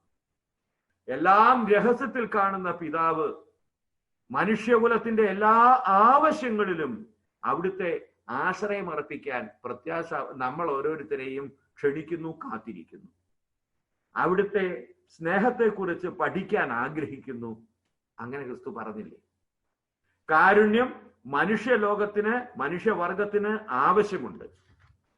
പലപ്പോഴും അത് മനുഷ്യൻ തിരിച്ചറിയുന്നില്ലെങ്കിൽ പോലും അവന് ആവശ്യമുണ്ട്. ഇവിടെ അദ്ദേഹം ഉപസംഹരിക്കുമ്പോൾ, ഈ 1-ാമത്തെ അധ്യായം ഉപസംഹരിക്കുമ്പോൾ അദ്ദേഹം പറയുന്നത് ഇതാ: ദൈവം പഴയ നിയമകാലത്ത് വളരെയേറെ തന്റെ തണലിലായിരിക്കുന്നവനെ, ഏറ്റവും കൂടുതൽ കരുണയുടെ കുടക്കീഴിലായിരിക്കുന്നവനെ അവിടുന്ന് സംരക്ഷിക്കുകയും അവന്റെ ജീവിതത്തിനകത്ത് സമ്പുഷ്ടത കൊടുക്കുകയും ചെയ്തു. എപ്പോഴൊക്കെയാണോ അവൻ അകന്നുപോയത് അപ്പോഴൊക്കെ അവൻ വെയിൽ കൊണ്ടു, അഥവാ കാരുണ്യത്തിന്റെ അപ്പുറത്ത് പോയപ്പോഴൊക്കെ അവൻ ദൈവത്തിന്റെ കാരുണ്യത്തെ വിളിച്ചപേക്ഷിക്കുകയും തിരിച്ചു വരികയും ചെയ്തു. ഈ ദൈവം പിന്നീട് ക്രിസ്തുവിൽ വെളിപ്പെടുകയാണ്. അവിടെ ക്രിസ്തു നമ്മളോട് ദൈവത്തിന്റെ കാരുണ്യത്തെക്കുറിച്ച് സംസാരിക്കുകയോ പ്രഘോഷിക്കുകയോ അല്ല ചെയ്തത്. ഇനി വേറെ നിങ്ങൾ ഓർക്കുന്നുണ്ടാവും, പഴയ നിയമസങ്കേതങ്ങളിലൂടെ പ്രകാശിതമാകുന്ന ദൈവത്തിന്റെ കരുണയെക്കുറിച്ച് യേശയ്യാവ് അല്ലെങ്കിൽ സങ്കീർത്തനങ്ങൾ, ഇതൊക്കെ നമ്മൾ കണ്ടു. അതിന്റെ ഇനി അവസാനിപ്പിക്കുന്നത് ഇപ്രകാരമാണ്: മനുഷ്യൻ ഇന്ന് ഏറെ ഖിന്നനായിരിക്കുന്ന ഈ കാലഘട്ടത്തിൽ കരുണയുടെ ദൈവത്തിലേക്ക് അവൻ സ്വാഭാവികമായും തിരിഞ്ഞിരിക്കുന്നു. അതുകൊണ്ട് ക്രിസ്തുവിൽ വെളിപ്പെടുത്തപ്പെട്ട കരുണയെക്കുറിച്ച് നാം സംസാരിക്കേണ്ടിയിരിക്കുന്നു, സഭ സംസാരിക്കേണ്ടിയിരിക്കുന്നു. അങ്ങനെ 1-ാമത്തെ അധ്യായം കഴിയുകയാണ്. ഇനി ഇതിനകത്ത് പറഞ്ഞിരിക്കുന്ന ഈ മങ്ങിയ നിഴലൊക്കെ, അതായത് ഈ പഴയ നിയമ ദൈവം എന്നുള്ളത് ഒരു ചെറിയ വാക്കിലാ പറഞ്ഞെങ്കിൽ പഴയ നിയമത്തിന് വേണ്ടി മാത്രം എക്സ്ക്ലൂസീവ് ആയിട്ട് ഒരു ടോപ്പിക് തന്നെ ഉണ്ട്, ഒരു ചാപ്റ്റർ തന്നെയുണ്ട്. അതിനകത്ത് നമ്മൾ എന്താ പറയുക, കുറച്ച് തമാശ കലർന്നതിന് എങ്ങനെയാ ഇവര് ദൈവത്തിനെ പരീക്ഷിച്ചതെന്നും ദൈവം എങ്ങനെയാ ഇവരെ സംരക്ഷിച്ചതെന്നുള്ളതും വളരെ സരളമായിട്ട് അദ്ദേഹം പറഞ്ഞു പോകുന്നുണ്ട്. അപ്പൊ 1-ാമത്തെ അധ്യായം ഇവിടെ ഉപസംഹരിക്കുക.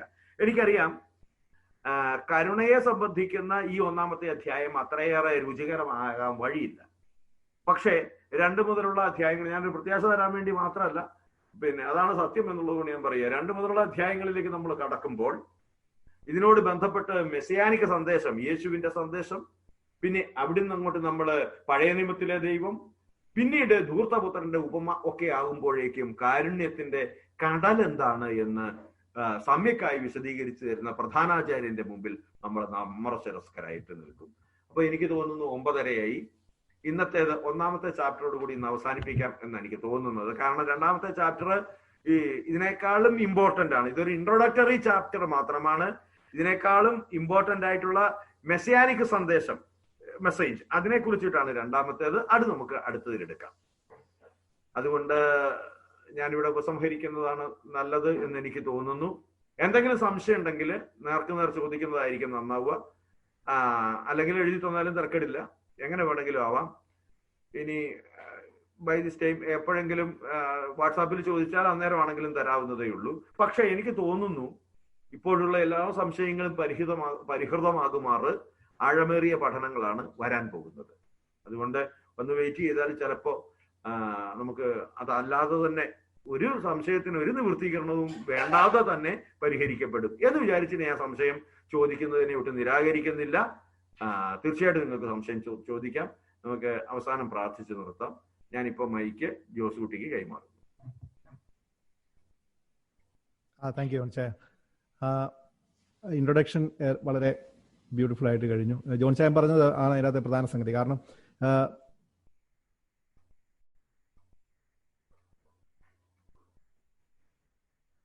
കൺസെപ്റ്റ്സ് ഡെവലപ്പ് ചെയ്ത് വരുന്നു. അത് സംബന്ധിച്ച സെക്ഷൻസൂടെ എടുക്കുമ്പോഴേക്കും അത് പിന്നെ സ്മൂത്ത് ആയിട്ട് അത് വരും എന്നാ മനസ്സിലാക്കേണ്ടത് നമ്മൾ തോന്നുന്നു.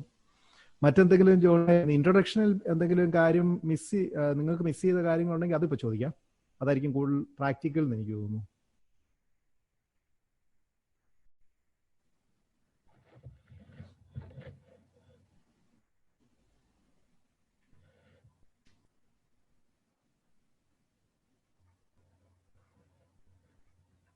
അൺമ്യൂട്ട് ചെയ്തിട്ട് ചോദിച്ചോളൂ എന്തെങ്കിലും ഉണ്ടെങ്കിൽ.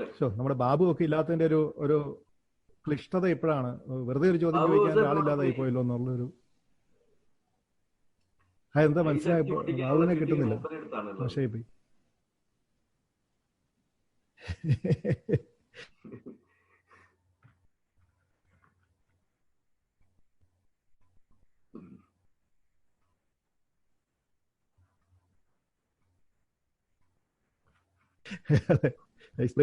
വെള്ളിയാഴ്ചയാണ് നമ്മളുടെ അടുത്ത കാറ്റഗിസം റെഗുലർ സെഷൻ, വെള്ളിയും ശനിയും.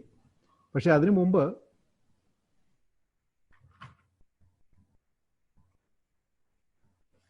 ഒന്നാം തീയതി മുതൽ നമ്മൾ 8 നോമ്പിന്റെ കാര്യം ഓർമ്മയുണ്ടല്ലോ. 8 ദിവസവും ഇന്ത്യൻ സമയം 7 മണി, ഒമാനിലെ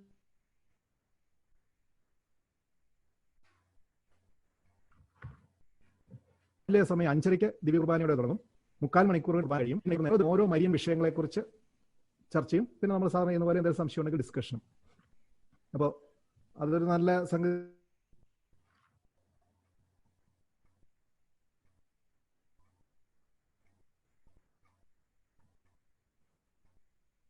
ഇതിന് 8 നോമ്പ് എല്ലാവർക്കും 8 നോമ്പ് പരിചയമില്ല. അത് എന്തുകൊണ്ട് എല്ലാവർക്കും എല്ലാവർക്കും പരിചയമില്ലാത്തത് എന്നുള്ളത് അതിന്റെ പിന്നിൽ ചരിത്രമുണ്ട്, അത് നമുക്ക് പഠിക്കാം. ഏതായാലും 8 നോമ്പിന്റെ ഒരു പ്രാക്ടിക്കൽ, ഞാൻ ഈ തിയറി ഒന്നും ഇല്ല, അതൊരു പ്രാക്ടിക്കൽ ഒരു സംഗതി പറയാം. ഈ മരുന്നിന്റെ കാര്യത്തിൽ ഡോക്ടർമാരിൽ ഒത്തിരി മരുന്നുണ്ട്, ഓരോ മരുന്നാണ് എന്ന് പറയുന്ന പോലെ ഏറ്റവും പ്രാക്ടിക്കലായിട്ട് കണ്ടിട്ടുള്ള വിവാഹം കഴിക്കുന്ന കാര്യത്തിൽ വിഷമമായിട്ട് നിൽക്കുന്ന സാഹചര്യങ്ങളിൽ വളരെ ഇഫക്റ്റീവ് ആയിട്ടുള്ള ഒരു ഭക്താഭ്യാസമാണ് 8 നോമ്പ്. 8 നോമ്പ് നമ്മൾ അനുഷ്ഠിക്കുന്നത്, പണ്ട് കാലങ്ങളിൽ അനുഷ്ഠിച്ചിരുന്നത് ഉപവസിച്ചാണ്. ഒരു നേരം എടുത്തിട്ടാണ് ഇപ്പോഴും പലരും, മിക്കവാറും ആൾക്കാരും അനുഷ്ഠിക്കുക. കുടുംബ ജീവിതത്തെ വളരെയധികം സഹായിക്കുന്ന, വിശ്വാസം നഷ്ടപ്പെട്ട ആരെങ്കിലും ഉണ്ടെങ്കിൽ അവരുടെ മാനസാന്തരത്തിന് വളരെ ഇഫക്റ്റീവ് ആണ്. അതിപ്പം നമുക്കറിയാം, അതൊരു ഇന്റർസെഷനിലാണ്. നമ്മൾ ആർക്കെങ്കിലും വേണ്ടി പ്രാർത്ഥിക്കുകയാണെങ്കിൽ, 8 നോമ്പിന് പ്രാർത്ഥിക്കുകയാണെങ്കിൽ അത് വളരെ ഇഫക്റ്റീവായിട്ട്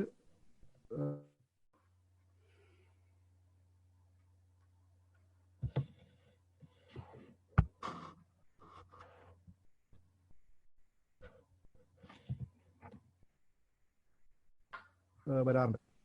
പിന്നെ വിശുദ്ധിക്ക്, നമ്മുടെ ആത്മവിശുദ്ധിക്ക്, ജീവിത വിശുദ്ധിക്ക് വളരെ എഫക്റ്റീവാണ്. ഇത്തരം കാര്യങ്ങളിൽ ആണ് നമ്മൾ പ്രത്യേകിച്ച് ശ്രദ്ധിക്കുക. പിന്നെ ആനുകാലികമായി ഞാൻ പറയട്ടെ, നമ്മുടെ കുഞ്ഞുങ്ങൾക്ക്, പ്രത്യേകിച്ച് പെൺകുഞ്ഞുങ്ങൾക്ക്, അവരുടെ വിശ്വാസത്തിന് ക്ഷതം പറ്റുന്ന രീതിയിലുള്ള സംഘടിതമായ ആക്രമണങ്ങൾ പല സ്ഥലങ്ങളിൽ നിന്നും ഉണ്ടാകുന്ന ഒരു കാലഘട്ടമാണിത്. അവരുടെ വിശ്വാസം തന്നെ നഷ്ടപ്പെടുന്ന ഒരു സാഹചര്യമാണ് കുഞ്ഞുങ്ങളുടേത്. അവിടെ ഇത്തരം സാഹചര്യത്തിലാണ് യഥാർത്ഥത്തിൽ ഈ 8 നോമ്പ് ശക്തിപ്പെട്ടു വന്നത്. അതുകൊണ്ട് തന്നെ ആ മേഖലയിൽ നമ്മൾ ശ്രദ്ധയൂന്നാൻ വളരെ ഉപകരിക്കും. അപ്പൊ ഇത്തരം കാര്യങ്ങൾ നിങ്ങൾ മനസ്സിലുണ്ടാവുക. വിവാഹ ജീവിതത്തിൽ ഏർപ്പെടാൻ ഇരിക്കുന്ന ആൾക്കാർക്ക് അതിൽ കുടുംബജീവിതത്തിൽ നല്ല കൃപ ലഭിക്കാൻ വേണ്ടി ജീവിത വിശുദ്ധിയും ആത്മവിശുദ്ധിയും ഒക്കെ സംരക്ഷിക്കപ്പെടാനും വർദ്ധിക്കാനുമായിട്ട് കുഞ്ഞുങ്ങളുടെ സുരക്ഷിതത്വം, പെൺകുട്ടികളുടെ സുരക്ഷിതത്വം, ഇത്തരം കാര്യങ്ങളിൽ വളരെ പ്രാക്ടിക്കലായി, വളരെ ഇഫക്റ്റീവായി, നൂറ്റാണ്ടുകളായി ഉപയോഗിച്ചു വരുന്ന ഒരു ഭക്ത കൺവെൻഷനാണ്. അപ്പോൾ നിങ്ങൾ അത് മനസ്സിലാക്കിക്കൊണ്ട് അതിൻ്റെതായ സീരിയസ്നെസ്സിൽ പങ്കെടുത്താൽ വളരെ ഇഫക്റ്റീവായിരിക്കും. നമ്മൾ ചെയ്യുന്നത് എങ്ങനെയാണെന്ന് വെച്ച് കഴിഞ്ഞാൽ, ജപമാല 8 നോമ്പിന്റെ ഒരു അവിഭാജ്യ ഘടകമാണ്.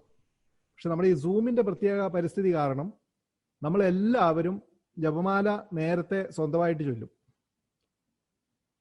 ജപമാല ഈ നമ്മുടെ സെഷൻ തുടങ്ങുമ്പോഴേക്ക് 5:30 കഴിയുന്ന പോലെ ചൊല്ലുകയാണെങ്കിൽ ഏറ്റവും നല്ലത്. 5:30 കൃത്യം നമ്മൾ വിശുദ്ധ കുർബാനയാണ്. ഒരു 40 മിനിറ്റ് കൊണ്ട് അല്ലെങ്കിൽ 45 മിനിറ്റ് കൊണ്ട് ദിവ്യ കുർബാന കഴിയും. ഉടനെ മരിയൻ ടോക്ക് ഉണ്ടാവും. അതിനോടനുബന്ധിച്ച് ഡിസ്കഷൻ, എന്തെങ്കിലും സംശയങ്ങളുണ്ടെങ്കിൽ. നല്ല ഇൻട്രസ്റ്റിംഗ് ആയിട്ടുള്ള ടോപ്പിക്കും നമ്മൾ ഇൻട്രസ്റ്റിംഗ് ആയിട്ടുള്ള വിഷയങ്ങളെക്കുറിച്ച് ധാരണയുള്ള ആൾക്കാരെയും ഒക്കെയാണ് നമ്മൾ കൂട്ടിയിരിക്കുന്നത്. അത് പറയുമ്പോൾ നമ്മളെയൊക്കെ കാണേണ്ടി വരും, അത് വേറെ വശം. എന്നാലും അങ്ങനൊരു ഭീഷണി ഇരിക്കെ തന്നെ വലിയ കുഴപ്പമില്ലാതെ കാര്യങ്ങൾ നടക്കാൻ വേണ്ടി പ്രാർത്ഥിക്കുക, എല്ലാവരും പ്രാർത്ഥിക്കുക. മറ്റ് നമ്മുടെ നൊവേനകളെയൊക്കെ ആയിട്ട് വ്യത്യസ്തമാണ് 8 നോമ്പ്. അതും നിങ്ങൾക്ക് ഇത് കഴിയുമ്പോൾ അത് മനസ്സിലാവും. അപ്പോൾ അതും മനസ്സിലുണ്ടാകുക, അതിനുവേണ്ടിയും പ്രാർത്ഥിക്കുക. ഇത് സംബന്ധിച്ച് എന്തെങ്കിലും സംശയം ഉണ്ടെങ്കിൽ ചോദിക്കാം. ഞാൻ ആ ബ്രോഷർ എല്ലാവർക്കും അയച്ചു തന്ന എല്ലാവർക്കും കിട്ടിയല്ലോ. നോബിളാണ് അത് പ്രിപ്പയർ ചെയ്തത്. ആ ബ്രോഷറിൽ തന്നെ ലിങ്ക് ഉണ്ട്. ആ ലിങ്കിൽ ഒരു ലിങ്ക് മതി, എല്ലാ ദിവസവും അത് നിങ്ങൾക്ക് ഇങ്ങോട്ട് എത്താൻ പറ്റും. എന്തെങ്കിലും സംശയം ഉണ്ടെങ്കിൽ ചോദിച്ചോളൂ. പിന്നെ കഴിയുന്ന ആൾക്കാരിലെ ഷെയർ ചെയ്യുക കേട്ടോ. ഞാൻ ഒരു കാര്യം കൂട്ടിച്ചേർക്കുക. ഞാനായിരിക്കുന്ന ഈ സ്ഥലത്ത് മംഗലാപുരത്ത് ഈ 8 നോമ്പിന് വളരെ വലിയ പ്രാധാന്യം ഇവിടുത്തെ കൊങ്കണി സമൂഹം കൊടുക്കുന്നുണ്ട്. അതിന് കാരണം ഇതാണ്. പണ്ട് ടിപ്പു സുൽത്താൻ ആക്രമണം ഉണ്ടായി. ടിപ്പു സുൽത്താന്റെ ആക്രമണം ഉണ്ടായി. ഇവിടെയുള്ള സ്ത്രീജനങ്ങളെയൊക്കെ പിടിച്ചോണ്ട് പോയി. മറ്റേ പുരുഷന്മാരെയും പിള്ളേരെയൊക്കെ കുറെ പേരെ കൊന്നു.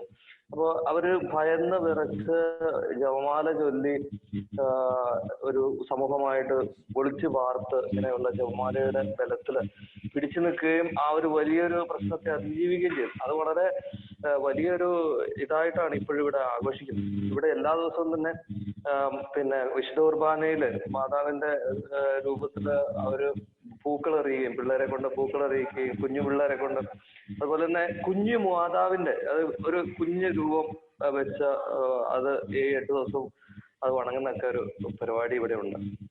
അപ്പൊ അത് അറിയാത്തവർക്ക് വേണ്ടി ഞാനത് ഷെയർ ചെയ്താണ്. അതെ അതെ ശരിയാണ്. അത് നമ്മളെ അതിന്റെ ആദ്യത്തെ ദിവസം നമ്മൾ അതിന്റെ ചരിത്രമൊക്കെ പഠിക്കും. ആ സമയത്ത് ഇത് പറയും. മിലാഗ്രസ് എന്ന് പറയുന്ന പള്ളി, മംഗലാപുരത്തെ മിലാഗ്രസ് പള്ളിയുടെ പരിസരത്ത് എഴുതപ്പെട്ട ചോരയുടെ ചരിത്രം എന്ന് പറയുന്നത് ഭാരത ക്രൈസ്തവ സമൂഹം അനുഭവിച്ചതിൽ ഏറ്റവും ദാരുണമായ പീഡനമായിരുന്നു. നമുക്ക് അതിനെക്കുറിച്ചൊക്കെ കാണാം.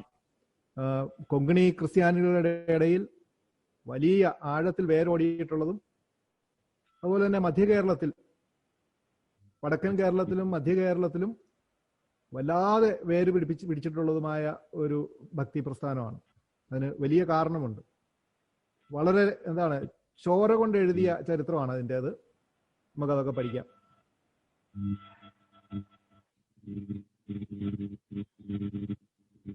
വേറൊന്നും ഇല്ലല്ലോ ഇല്ലേ പറയാൻ? ജോണിച്ചായ എന്തെങ്കിലും ഷെയർ ചെയ്യാനുണ്ടോ? ജോണിച്ചാ ഇല്ല, എന്തെങ്കിലും സംശയങ്ങൾ ഉണ്ട് എന്നുണ്ടെങ്കിൽ വിദേശി 1-ാമത്തെ ചാപ്റ്ററിന്റെ കത്ത് തന്നെ എന്തെങ്കിലും സംശയം ഉണ്ടെങ്കിലും ചോദിക്കാം. ഇല്ലെങ്കിൽ വേറെ ഇനിയിപ്പം എന്താ പറയാ, കളിക്കളത്തിന് പുറത്തുള്ള എന്തെങ്കിലും ഉണ്ടെന്നുണ്ടെങ്കിൽ ചോദിക്കാം. ഇതല്ലാത്തതുമാണെങ്കിലും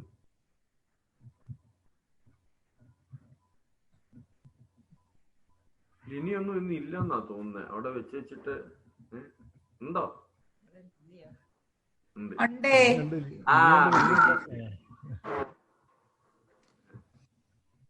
ഇനിയെല്ലാം സംഗ്രഹിച്ചിരിക്കുക. അതെ അതെ അതെ അതെ. ഉദാഹരണങ്ങളൊന്നും ഇല്ലാഞ്ഞ കാരണമായിരിക്കും ഒരു വിഷമം. എന്തോ ഉദാഹരണങ്ങളില്ലാഞ്ഞിട്ടാണ്.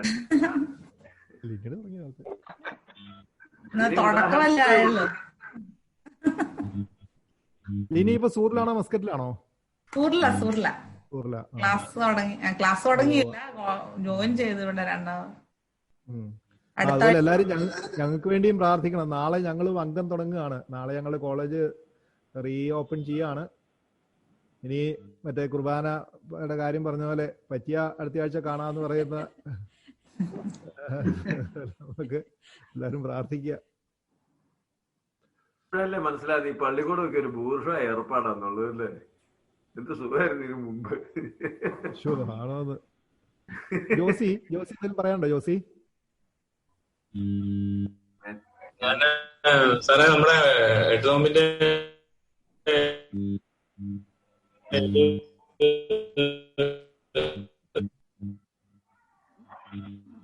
അയ്യോ, ഇവിടെ ഇന്റർനെറ്റ് ഭയങ്കര ഇന്ററപ്ഷൻ.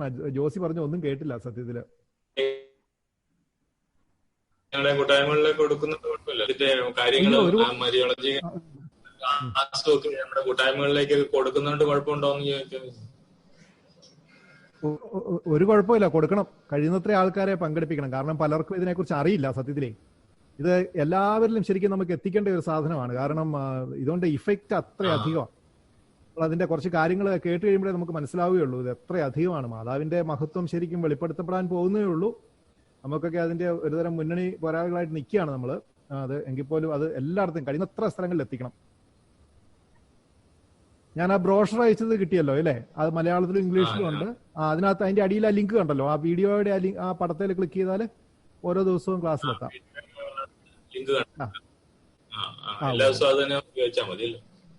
അത് തന്നെ മതി. പിന്നെ ടോപ്പിക്കുകൾ ഓരോ ദിവസത്തെ എന്താന്നുള്ളത് നമുക്ക് പിന്നെ ഓരോ ദിവസവും നമുക്ക് അയക്കാം. പക്ഷെ ലിങ്ക് ഇത് തന്നെ മതി.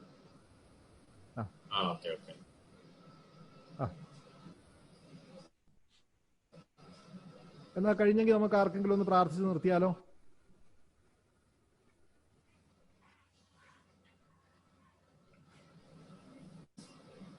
എല്ലാരും മൈക്ക് ഓഫ് ആക്കുകയാണോ?